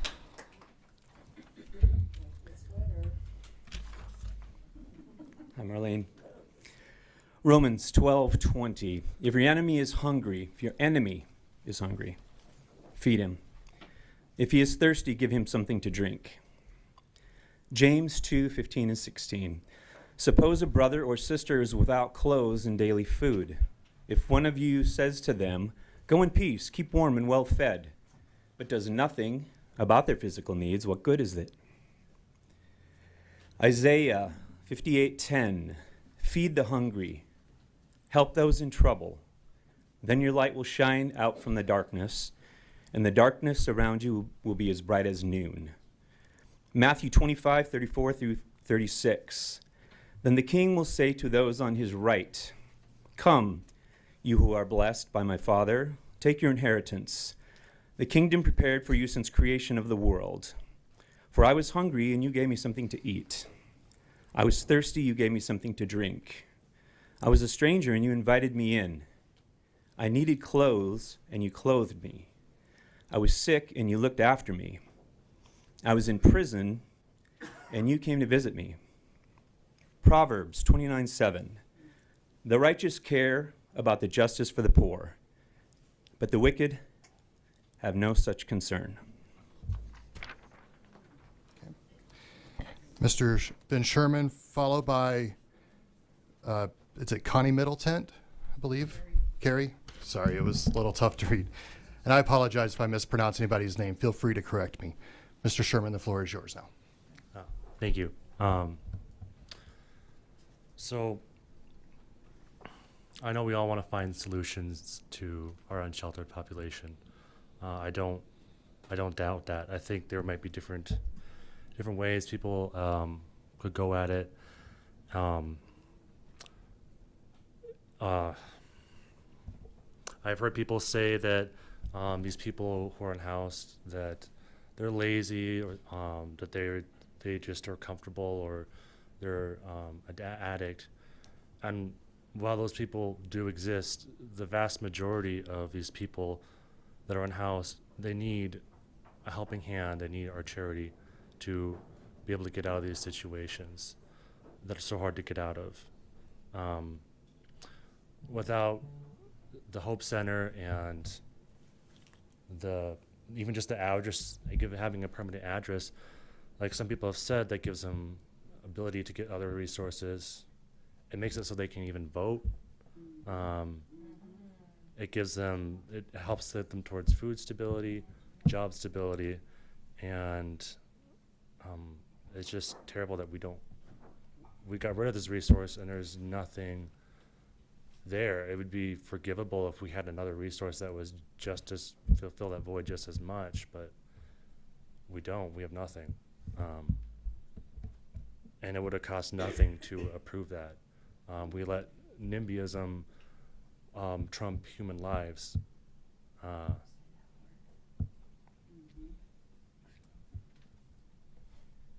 So, I mean, we need to do something. There was the motion, the amendment for the task force, and that hasn't materialized any action, any plan, any leadership. We have tons of people here that have spoken to councilors and stuff. I would say that the community is already here for that. Yeah. We just don't have the tools to or the authority to do some of these things. I know there's red tape around the whole appeals and the permit, but if there's all this bureaucracy around it that we can't sidestep, this is a public health emergency. This is an emergency that should give you hopefully give you the tools to take the action to help the Hope Center, if that's possible. So I yield the rest of my time, and thank you for listening to me. Thanks. Next, Carrie Middleton, followed by Dakota Zerbs.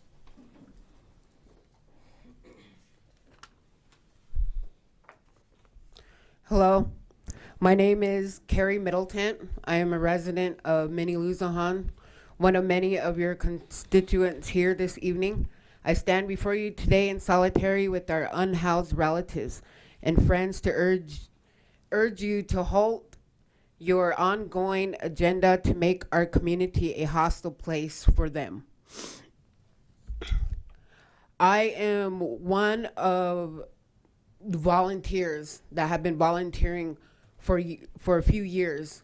I and my family, and we go out, we care for our people. Most of our unhoused relatives are natives. As it is, it's hard enough living in this town with the color of our skin. We know this.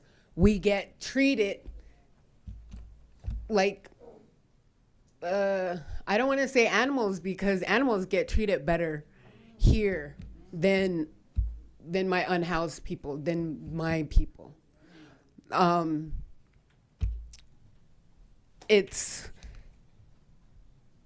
We need to come up with more solutions. And I know it's really hard for some of us to work together, but you know what?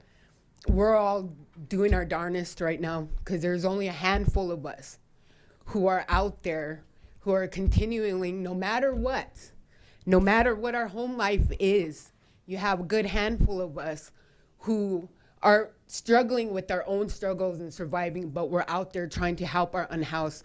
We want to make sure that they are treated fairly, you know, and we want to make sure they get the help that they need. You know, you guys don't think the Hope Center is important because you guys have homes, you have an address. An address is a very important thing. Without an address, you cannot get any kind of help. And for some relatives, they can't let other relatives use their address. So it's important for the Hope Center. At one time, they were the only one that was open up for a warming station, for a warming shelter for the unhoused. All these churches, but they were the only one that stayed open. I just want to say, you know, our people need a chance. You know, like I said, the color of our skin, you know, we get mistreated. It don't matter. It don't matter if we have jobs. It don't matter. But it's just, yes, our unhoused and the Hope Center is something that is very important to a lot of people. With the little that they do help with, it's a lot for unhoused relatives right now. Time's up. Thank you. Dakota Zerps, followed by Carissa Lowen. Pardon me. Hello, my name is Dakota Zerbst, and I am an operations director and registered agent at Therapeutic Services of the Black Hills, but don't let the suit fool you. I have had some very hard times in my life, and 3 times my life fell apart. And if it wasn't for the Hope Center to put me back in order every single time without the vital services and outreach that the center provides, I doubt I could have escaped my crisis. I was homeless, and indeed, there are many yet homeless. Half the people in this room know me and are comrades with me. Suit or not, doesn't matter, okay? There are so many situations of homelessness in this city and state, many single person and family situations, and the local government seems to resent that, though South Dakota claims to put families first. Although it seems no resolutions or actions are being undertaken with the outreach infrastructure in this community, we can't cripple it. As Pathways program on the other side of the river plays at putting people in houses, we have very little to no programs over here helping us, and we want to shut down the one place that gives us refuge from the refuse? Are you kidding me? People are moving here in droves. Our states, coastal states, are failing on the border, on our west and east coast. They're failing. They're moving here in droves. Tourism, huge in Rapid City. Border crisis, bad. People are coming in droves, whether you like it or not.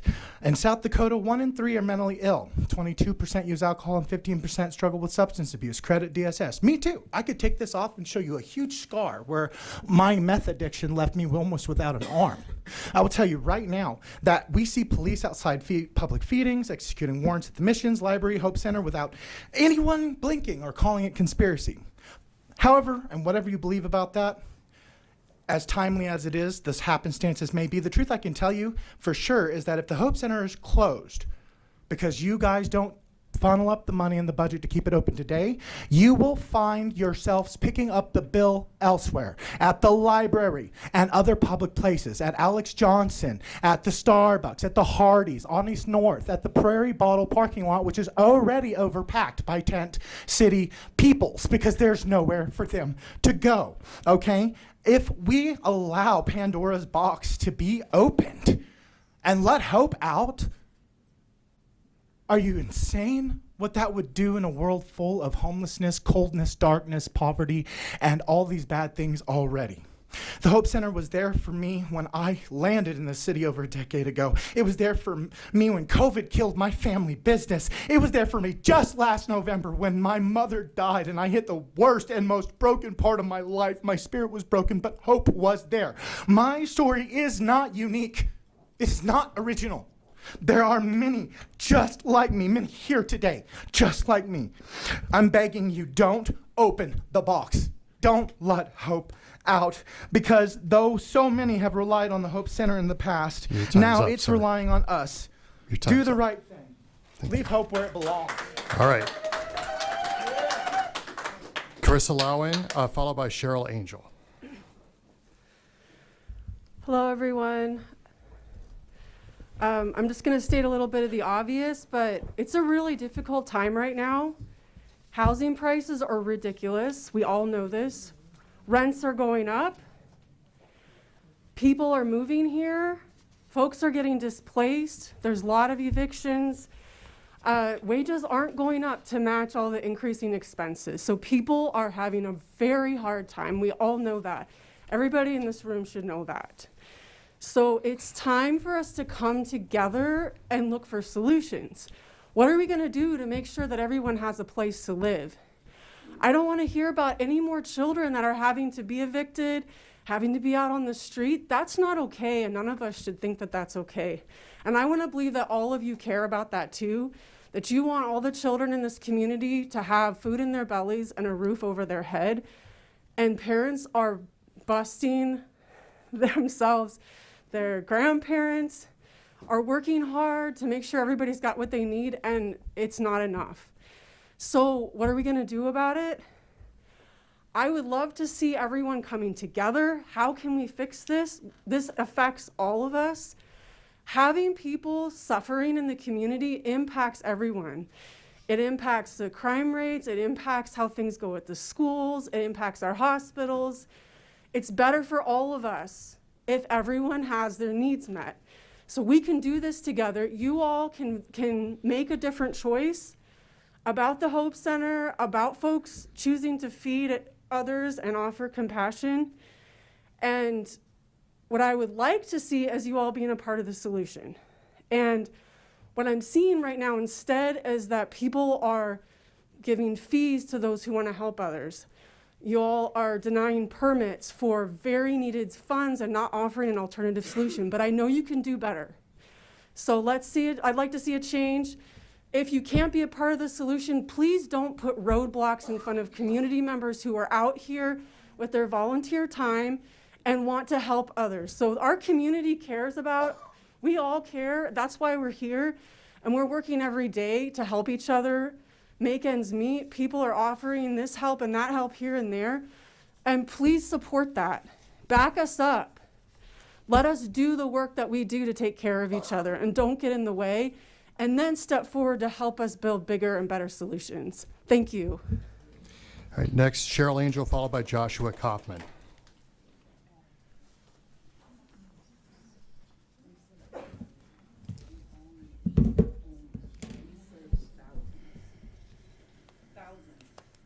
We serve thousands of people.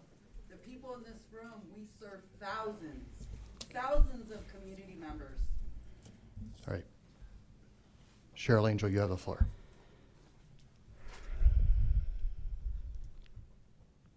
It doesn't take superhuman beings to solve problems in this community. What it takes is an understanding of the problem.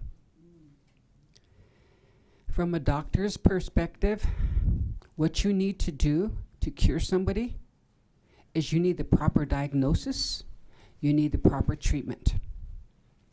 And the diagnosis that we have gotten from the community leaders and our politicians is wrong. It's not going to cure the problem. So I want to encourage you to understand what the root of homelessness is. And I want you to understand that across the nation tonight, there are 580,000 unsheltered people across the nation. I've been researching all day reports in just one day, multitasking, doing other things, taking care of relatives. And in one day, I probably understand the problem from a perspective of solving it. There are reports out there, and I'm going to tell you in a gist what they are on how to solve homelessness, because we need help in this community. We need help, and I include you. So, proper diagnosis to get a cure so you can get a proper treatment. That was my first point. And the other one is this. There's a trend across the nation. This trend is blaming mental health, addictions, society's personal issues are becoming societal problems. But that's not what's creating homelessness. What's creating homelessness in a nationwide survey is really simple. It's lack of affordable housing. Yes. It's so simple. It just gives me the chills when I read all these papers and figured it out. There's not enough homes and they're not affordable. And the people who are on the street, 90% of them, when they attained the status of being homeless, their rents were 50% of what they are today. 50%. So now they've lost their home, they've lost their job, and probably lost their car. But they still need a home. Thank you. Next up, Joshua Kaufman, followed by Rachel Linville.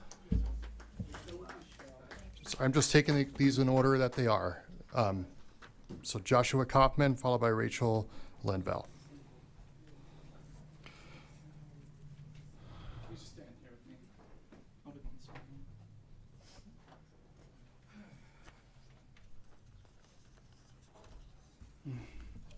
Let us pray.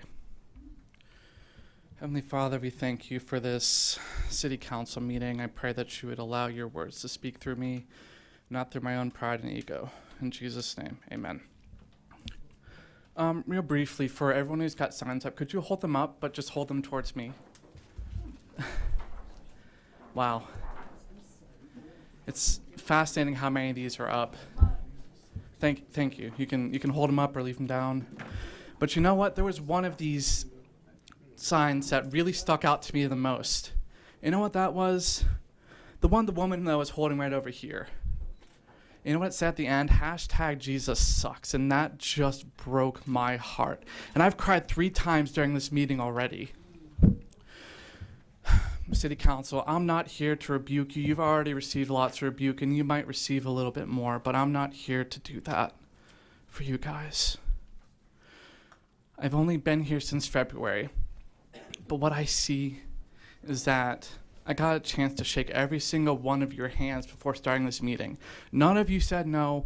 All of you said hi. You gave me your names, and I respect that. I respect that. You're all people, and you're out here. I get it.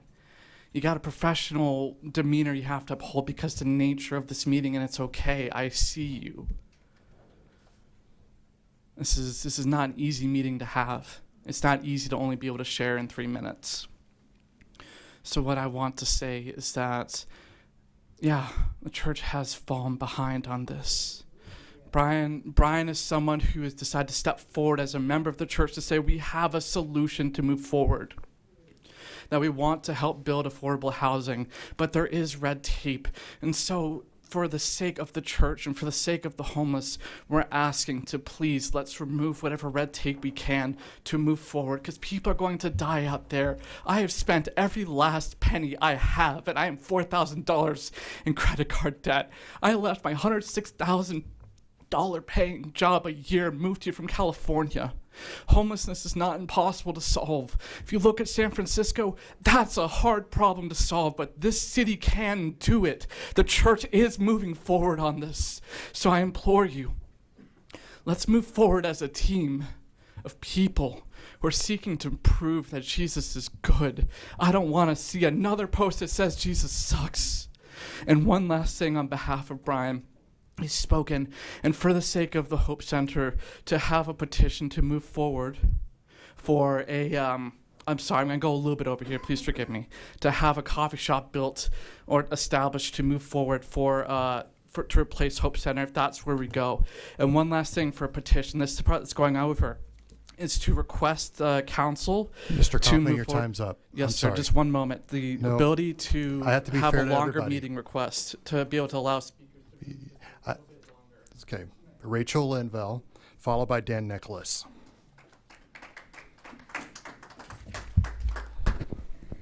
I'm sorry if I mispronounced your name. I'm Nope, not sure if I got it it's right or not. perfect. Okay.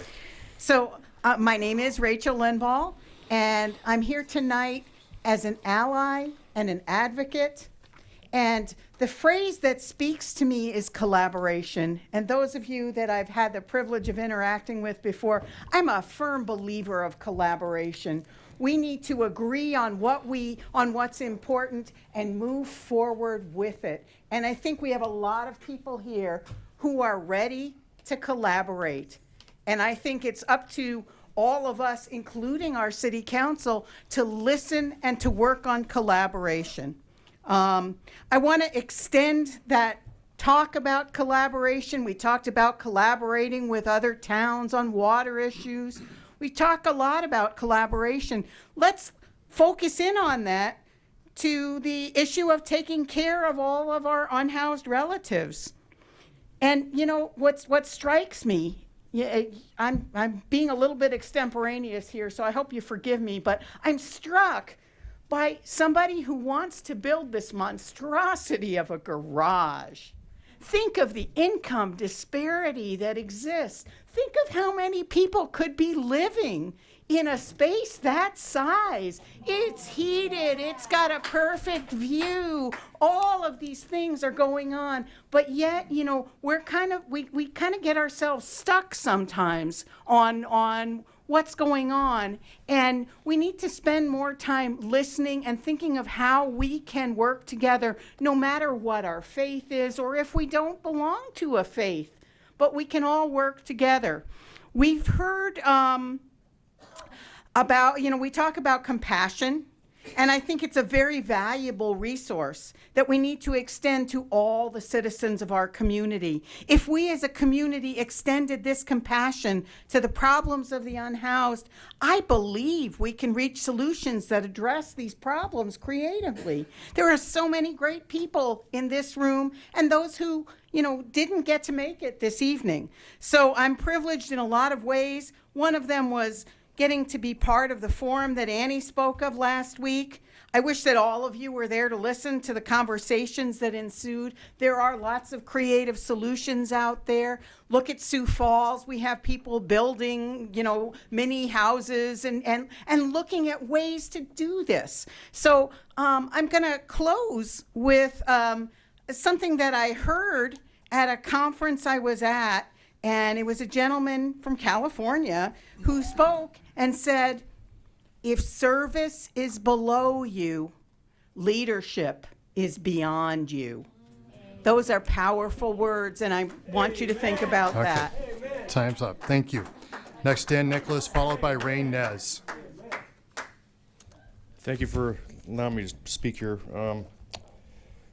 I listened to everybody in here. I'm on the other side of the boat here with you. I believe people deserve a hand up.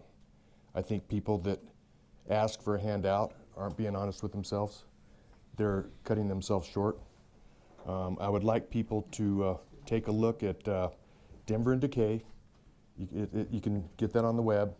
It was a documentary about the homeless crisis in Denver, how it's mushroomed, how money didn't help it. It just expanded it. It grew it.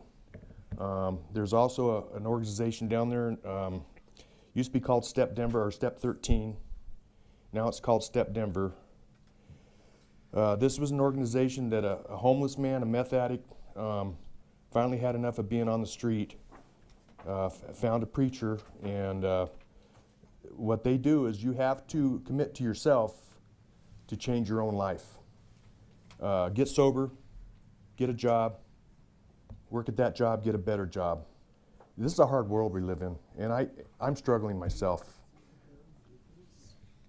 I don't think it's fair to have somebody else tell me I owe them something when I'm struggling myself too. So that's the way I feel about it. I think there's two sides of every coin here. We're not going to fix this if one side is providing all the benefit and the other side is not taking personal responsibility for their own lives. It's important. That's dignity. Opportunity gives you dignity. A handout enslaves you. Please keep it down. This is his time. This is his time. I'm sorry. I've had a sister that died of meth, and she was homeless as well, and she lived on subsistence. She became institutionalized by accepting handouts and welfare. If you want your dignity, pick yourself up. At least try. At least show somebody that you want to do that. I would be more sympathetic to somebody that asked me for a job instead of asking me for $1 so they can go get another beer or hit or whatever they're doing. I live off of North Street in La Crosse. I understand. I see it every day, the homelessness. I've seen the drug needles in my yard. My house used to be a sex house and a sex trafficking drug house before we bought it. That's the type of people that were living in that area. Yeah, drug addicts and sex traffickers. Folks, I'm going to ask that Mr. Nicholas address the council. Please, audience, I'll give you 10 more seconds for the interruption, but no more beyond that. You can help yourself as much as somebody else helping you. Okay.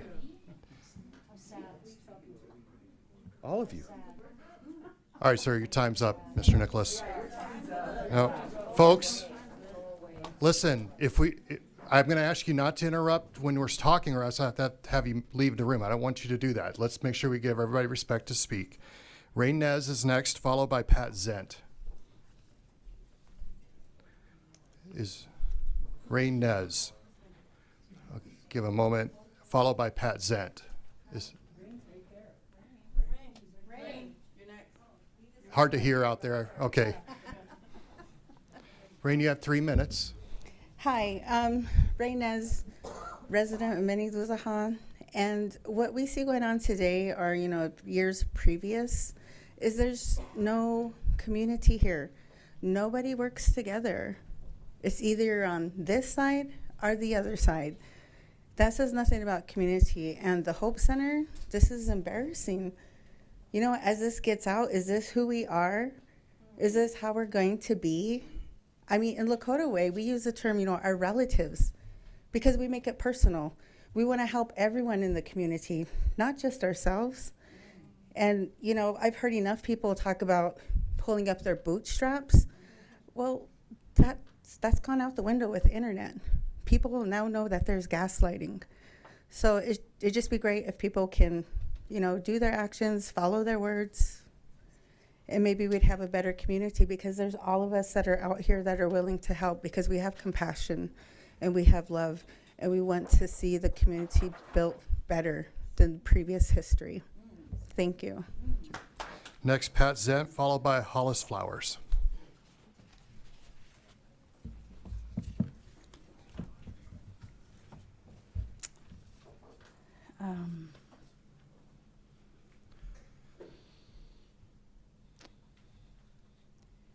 I just want you to know what you don't know about the homeless. They have names and faces and families and stories. They are men and women, children, elders. They are white. They are native, indigenous people. They deserve the same respect and dignity that we all deserve. And most of all, they are citizens of this city, this state, and this country. You were elected to serve the city, but you were elected to serve your constituents. They are the most vulnerable people you will ever know. The Hope Center, by the way, owns a building. You made that building nothingness for them because you denied their permit.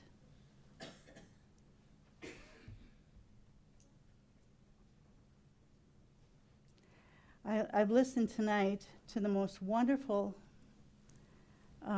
thoughts. If you never went there, if you never knew these people, you would never know the good that comes out from Melanie and all of the people.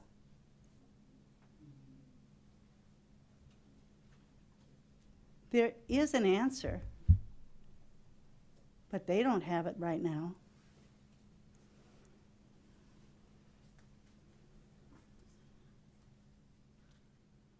I really believe that it is your responsibility to come up with a solution. We cannot wait. Weather is coming. And as somebody said earlier, people will die. They will die. I know, Mayor, that you know very well what the Hope Center does. And I know that this was not your fault. But you made choices, as somebody referred to earlier, and the choice of your vote. Your time's up. Thank you. Next, please find a solution. next, Hollis Flowers, followed by Sharon Green.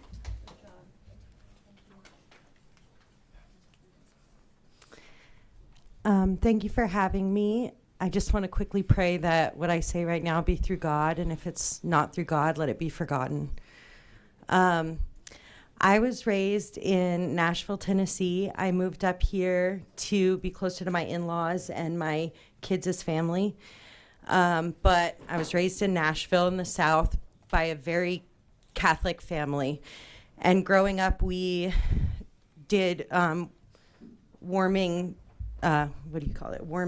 stations at the Cathedral of the Incarnation in middle school. And I grew up being taught how to go around downtown Nashville and meet the people that lived on the streets there and figure out what their needs were.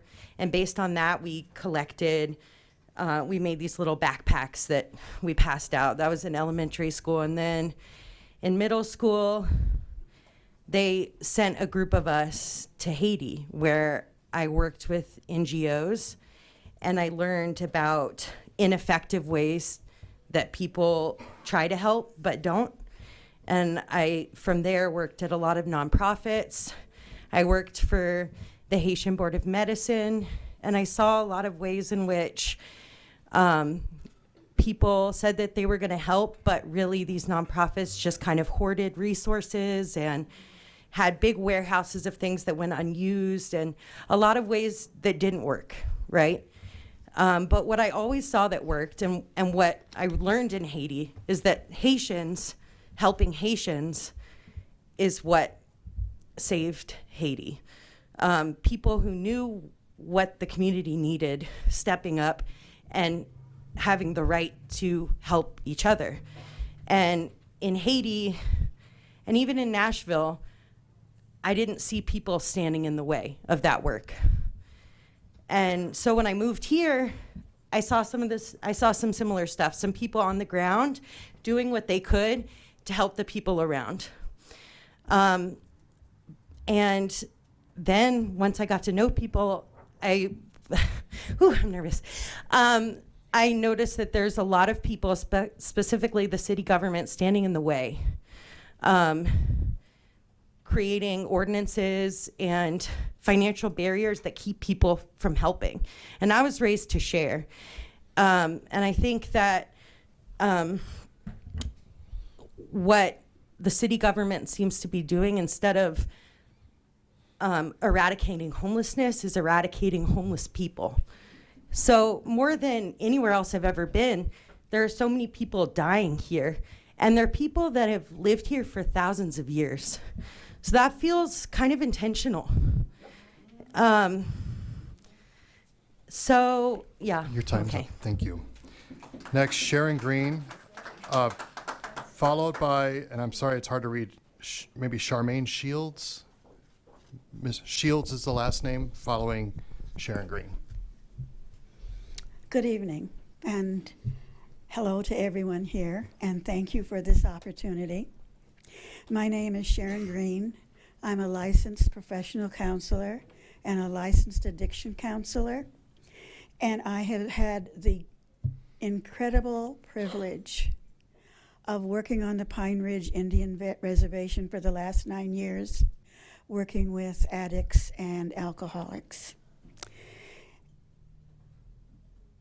I actually like them. I find them absolutely fascinating. And I am appalled as I go around Rapid City. I came to Rapid City when I was 4 years old, which was 76 years ago.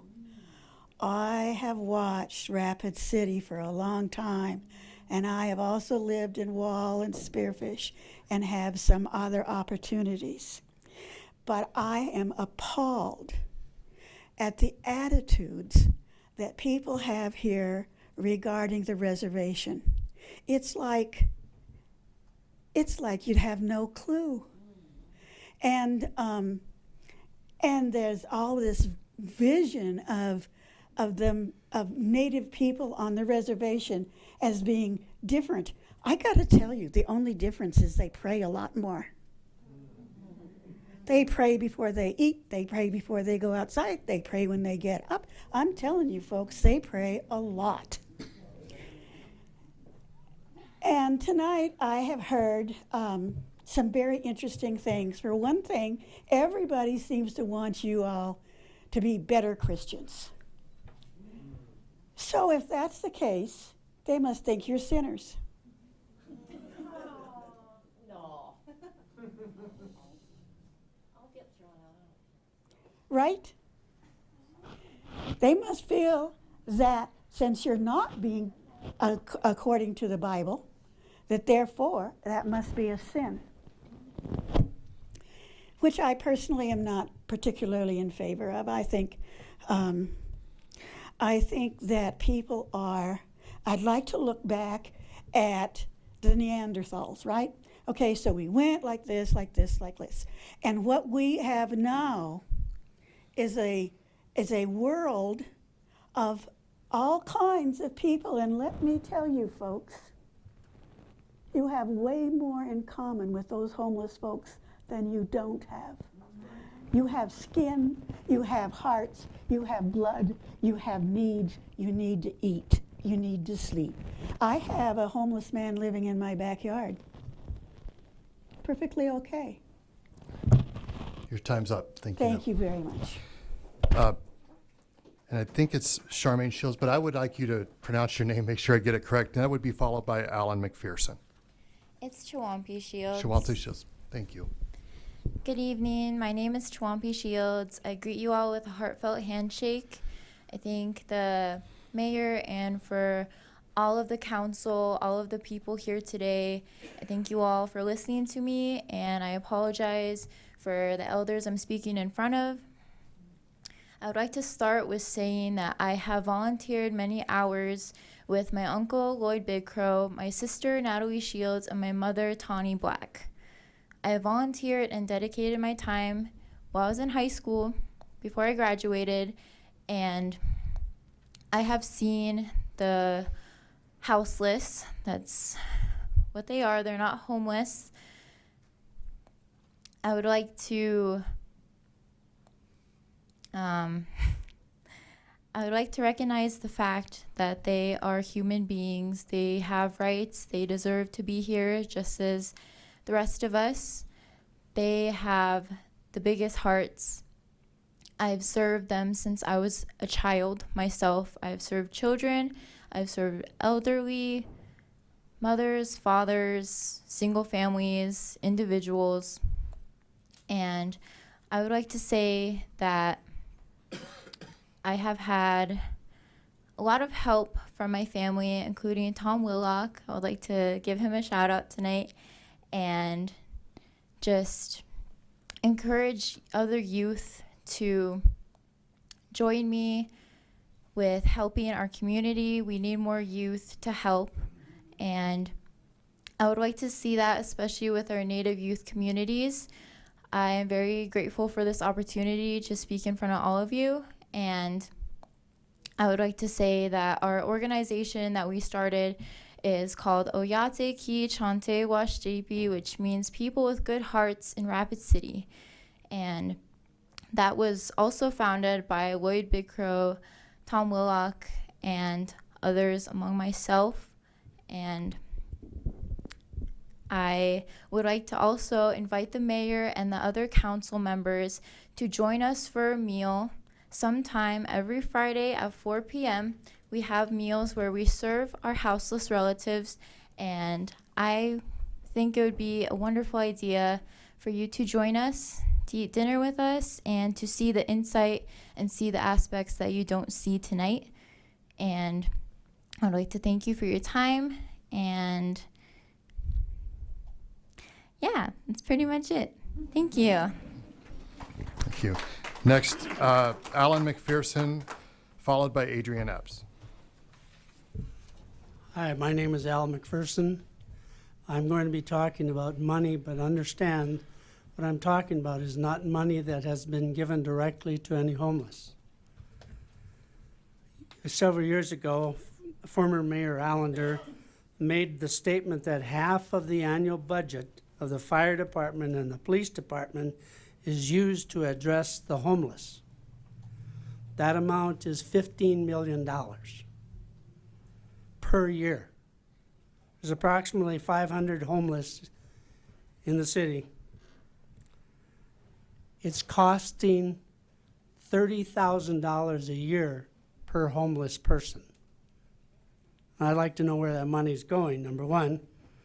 There's a number of organizations that also address and assist the homeless. In 10 years, each homeless comes to $30,000. In 10 years, that 15 million is 150 million. There's a difference between helping the homeless and enabling them. I doubt that there is one person here who can comprehend a family of 6 living in a shack in the country with no electricity, no indoor plumbing, no outhouse. That was my home when I was 6 years old. The letters I write to the editor critical of city government, generally they will not print. That's why I'm here today. Every day is costing us $41,000. Thank you. Next, Adrian Epps, followed by Trey Fields.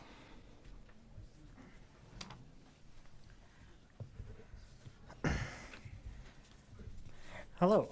I was glad to see that the city received the grant for safe roads and streets for all recently. It's just a shame that our streets weren't designed for safety for the first go around. Instead, they were designed for traffic flow. Level of service A, most dangerous kind of road. The engineers will tell you that safety is their primary concern, And I think they truly believe that, but the roads they design and build are not safe. People will go the speeds they are comfortable driving. The wider you make a road, the faster they will drive. The wider you make drivers feel the vision, the faster they will drive. It should not be surprising that people speed upwards of 5 to 10 or even 15 miles per hour above the speed limit on city streets. On virtually every street when they are designed for highway speeds. City streets designed for highway speeds, and yet you think a speed limit sign is going to do anything? No, if you need a speed limit sign, you have failed on your street design.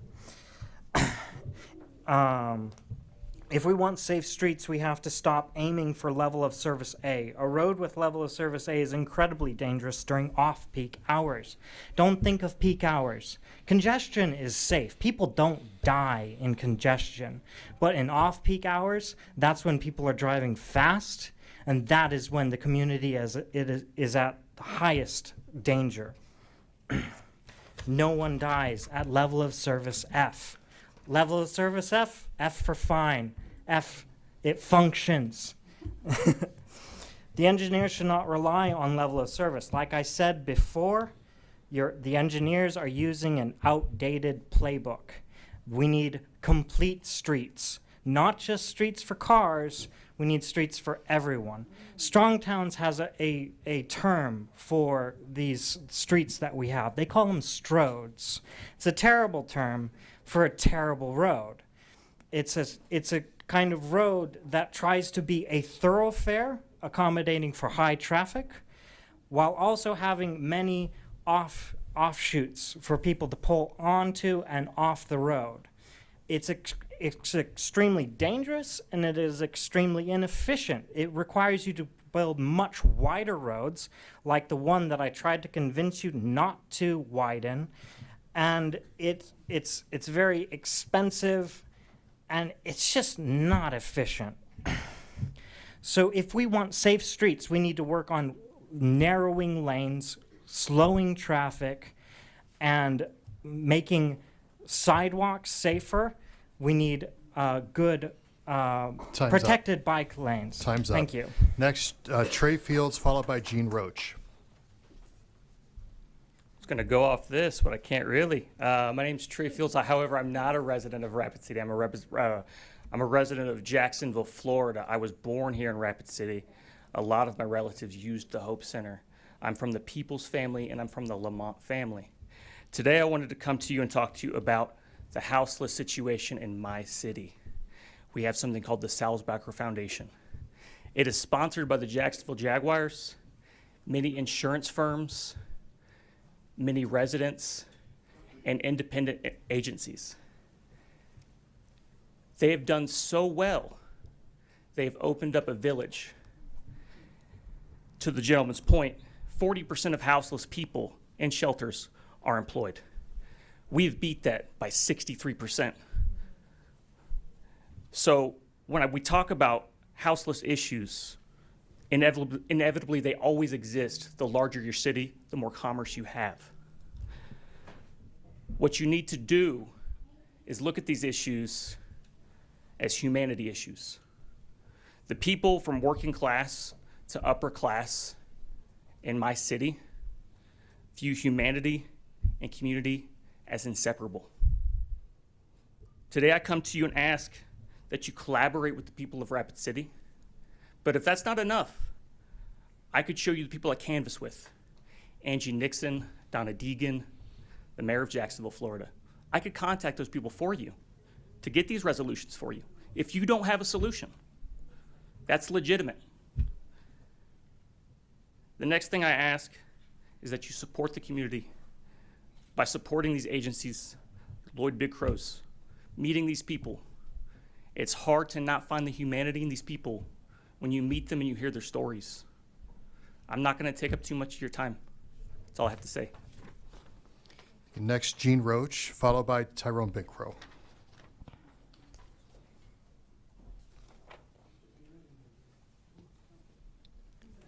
Gene Roach, followed by Tyrone Big Crow. Mr. Big Crow, we'll go ahead and let you go. Mintakiapi. Iakini, Chantastina Bechusapi. Mintakiapi. Omanchetke Waglakinti. I ask my relatives forgive me for speaking my other language. My grandpa always said that, you're going to stand in front of some people and going to talk. But he never said anything about talking in front of non-native people. And I want to say that, I grew up here in Rapid City, 1972. I got adopted here in Rapid City. I lost my family in that flood. And ever since then, I've been here. And us natives, we shook hands with non-natives. As it goes on, years goes on, things have changed in the life of Rapid City. The Rapid name, they took some letters off and put some other name on it, racism. We need to stop. Back in 1980, we started having this racism business. They cut down trees. It shows action. How us homeless people are treated down there. We need your help. I am happy. See the Hope Center open the door for us Native people. Because we wanted hope. Hope Center was the man. Hope Center was the person, that lady that opened that door. She was the one. Native people, we need help. She opened the door for us. We utilize that. My kids utilize that. So I want to say, let's work together. Let's start looking at each other as humans, not enemies. Let's do something together. I've been here since 1972. I haven't seen a statue of me down there. I just want to say that. Let's get along. Let's keep Hope Center open, but close rescue mission, because I will not blow in that tube just to eat there. That's cruel to humanity. That's cruel to humanity. If I don't blow in that tube, I don't get to eat there. They didn't bring that food there. People brought the food there, and they didn't say, make them blow on the tube. They didn't say that. They feed the people. Feed the hunger. Feed whoever. Let's do this right. Let's get along. Mayor, I heard you say one time you was going to help the people. We are people. Yes, sir. We're asking you for help. Thank you. Open it up. Next.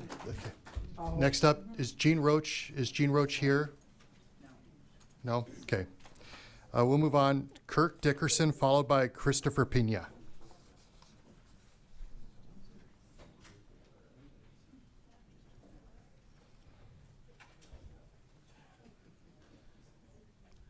Well, good evening, everyone. I'm Kurt Dickerson. I'm general manager with the Native Sun News here in Rapid City. I came out tonight because the closing of the Hope Center I normally don't get involved in city affairs, but the closing of the Hope Center kind of hit home with me. In 2009, I was a homeless person here in Rapid City. Unfortunately, I was forced to move out of get out of my apartment that night, and I had a little baby boy who had autism, didn't know what was wrong with him, and I was sleeping in my car for 4 or 5 days. It was the dead of winter. It was 2 o'clock in the morning. Nobody would answer their door. Nobody would answer their phone. It was such a helpless feeling. So when I go down East North Street and I see my Native brothers and sisters laying on the ground and it's cold and it's windy and nobody cares and there's nobody, it breaks my heart. We can help do this. We can fix this problem real easy. Back in 2015, I met with Mayor Allender. I said, Mayor Allender, we got a big problem here. We got 2,500 families on waiting to get on Section 8, and we're developing all these houses, all these apartments that they can't afford to get into. Developers don't make money, I found out, doing low-income housing. So the high housing goes up, and nobody can afford to move in there. So they stay empty while our homeless stay out here in the streets. That's not good for tourism. That's not good for Rapid City. That's not good for business. That's not good for humanity. We can come up with some good solutions here. I wanted to propose to the city of Rapid to help alleviate this immediate problem. Let's offer some tax incentives to our landlords here in this town. The rates of Rapid City are shot up. I got 2 grown sons that work full time for the last 7 years straight living in my house because they can't go out and get a $900 apartment by themselves. I mean, that's stifling growth in this town. Let's offer some tax credits to these landlords around here to take in some low-income families and offer them tax credits that will relieve the mounting property taxes that they are complaining about. It's weighs heavy on the homeowners in the city. Let's exchange some of that and offer that to them to get some of these people off the street. Let's open up a Native American Indian Center here in town where they can have beds and cots and go in there and to live out their culture with drum groups and with safety and grow with one another and get these guys off the streets and form a common bond. Let's get them together. Let's be progressive. Let's get them out there working. Williamtown had people out there working. They had people out there showing them how to do job interviews, helping them with job interviews, providing transportation, getting them out of that temporary rut that they was in, like the temporary rut I was in. It doesn't have to be a permanent situation. We can switch it around to our benefit. Now when these guys are working, they're paying into a tax structure here in Rapid City. They're giving into the system instead of taking away from the system. Let's use solutions like this. Let's build a shelter for them where they can come and get off the streets, and they're 25% of the population here. Millions of dollars come across that reservation line into Rapid City, into these businesses. Mr. Dickerson, your time's yes, up. thank you so much. I appreciate your time tonight, Thank you. and everybody have a good evening. Christopher A. Pena, followed by Helena Brings Plenty. How? Wachante Ognaka Wichacha. Oh, sorry, pardon me. My heart is pounding, and I didn't plan to speak tonight. But Wachante Ognaka Wichacha Machi Apiola Wopila. I'd like to say I apologize to my Lakota-speaking elders for speaking English tonight. If there are any veterans in the house, I would like to honor you by saying thank you for your service. My father is a veteran. Do you know how many homeless, houseless veterans you have in this city walking this street? I stopped to give a gentleman who was pushing his father a drink of water because they were going to pay a phone bill, and he was pushing him in a wheelchair. You know, so we are the original land stewards of this area, you know, the Ocheti Shakoi. And my grandmother lived in the Oshkosh Indian camp. Whenever the Native American population had no place to go, a white man offered his land so the natives can have a tent city in the Oshkosh Indian camp, where there is now a volleyball court where kids can play all day, but homeless relatives can no longer camp there. So, you know, as I watched this meeting, I was appalled to see a lot of you laugh and to snicker and to pass the buck to one another, you know, and talk about recreational opportunities for families. You know, Kmart is abandoned, Shopko is abandoned, Prairie Market is abandoned. There is no recreational opportunity here for families. I was born and raised here. The skating rink that was in a little tin shed down the way by the valley was all we had, and that kept me off the streets, you know. And so for the youth here, I just pray for them. You guys are talking about fees coming out of a vision fund, and you're seeming to only care about where the money is coming from, and hopefully it's not from your own pockets. And you guys are complaining about a garage that's too high or too tall and too wide. Yet not one of you has ever spent one night in these streets with these relatives you call your comrades. You said there were 3 people involved to talk about a poll you guys took about this garage. How about you talk to 3 homeless people and take a poll about what they would like to see in the land that they live on? You know, in the Lakota way, the weakest person in the group is who they allow to lead. So I implore you to speak with the most helpless in our community and say, how can you help me lead? You know, you guys talk about you have to be a good neighbor, but yet you have a garage full of toys. Move your toys over and let one of your neighbors in to stay warm. You know, there are a lot of people who are against building these garages, but we are for building a homeless shelter. You know, and I'm sorry if I came ill-prepared. You know, I just kind of wanted to come and witness what was going on here. And my father is an 88-year-old veteran, Vietnam and Korea, and I take his leadership over some of yours due to some of your choices. Thank you. Next, Helena Brings Plenty, and followed by Candy Brings Plenty, and those will be our final 2 speakers. And did I get your name correct? Yeah, it's Helena. Helena? Okay. Okay. Hello, my name is Helena Brinks Plenty, and I am the resident of Mini Luzaha, one of many of your constituents here this evening. I stand here before you today in solidarity with our unhoused relatives and friends to urge you to support community organizations working to meet the needs of the unhoused. I registered to vote when I turned 19. I voted for the first time in November 2022. I am here to give a public comment because my friend had a home at the Hope Center. He is 18 and you are taking away his humanity. How does that feel? Do you even care? Because this is what the city council is doing. Inhumane. The fact that you are not only impacting their lives today, you are impacting young lives and their ability to survive and have a future. You are all wearing the face of systemic oppression. Wabilatanka. Finally, Candy Brings Plenty.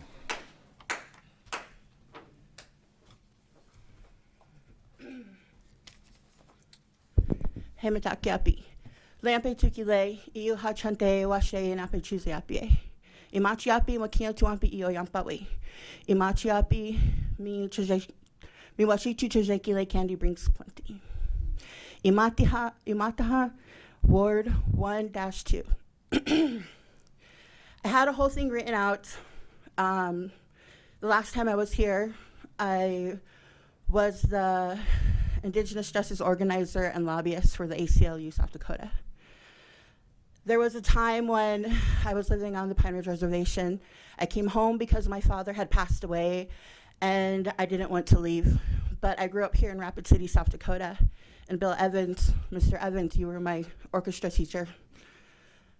I lived on the west side. My mom worked so hard. She worked 3 jobs. She was a substance abuse counselor. She worked on the weekends and nights at the JDC Center.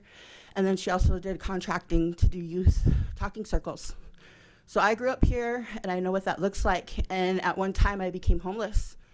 When I was living on the reservation and I came home because my father passed away, my daughters didn't want to leave because I raised them in Portland, Oregon, because I wanted to get as far away from racist city as possible and not raise my children here. And even when I moved back, we were forced to leave the Pine Ridge Reservation because there was nowhere to rent, nowhere to buy, nowhere to stay. Where I was renting, the tribe bought the land and the cabin and gave me 2 weeks to find a home. I was homeless for 2 weeks, but I was privileged because I had a job, an education. I have my master's in public administration and a certificate in public and nonprofit management.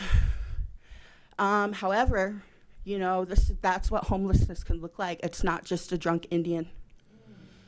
And as my daughter said, young 18-year-old constituents who are just trying to pull up their bootstraps with no address and nowhere to start. And with the last minute, I'm going to invoke my First Amendment rights, my freedom of speech and religious freedom, and I'm going to offer a Lakota prayer in the only way I know how, with a Lakota Oloma. I'm holding care Chinchasha from our sacred Black Hills. This is our land. Way higher, hey higher, way higher, hey higher, way higher, hey higher, way higher, hey higher, hey you higher, hey, why lo, hey. Wakataka Ushimalaya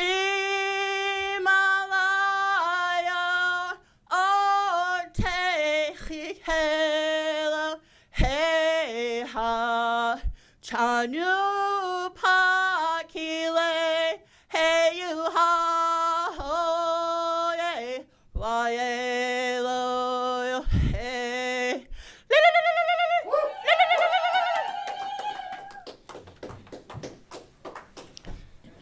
Okay, that takes us to the end of the public comment period. Did the council wish to make any comments before we move on to item 59? I know, Mr. Evans, you asked for a point of personal privilege. Well, I wasn't going to talk about this situation. Thank you for everybody speaking. We appreciate your input, and Candy, I'm proud of all you've done. Anyhow, I just wanted to mention our all-state event that we had at the Civic Center 2 weeks ago, a week and a half ago.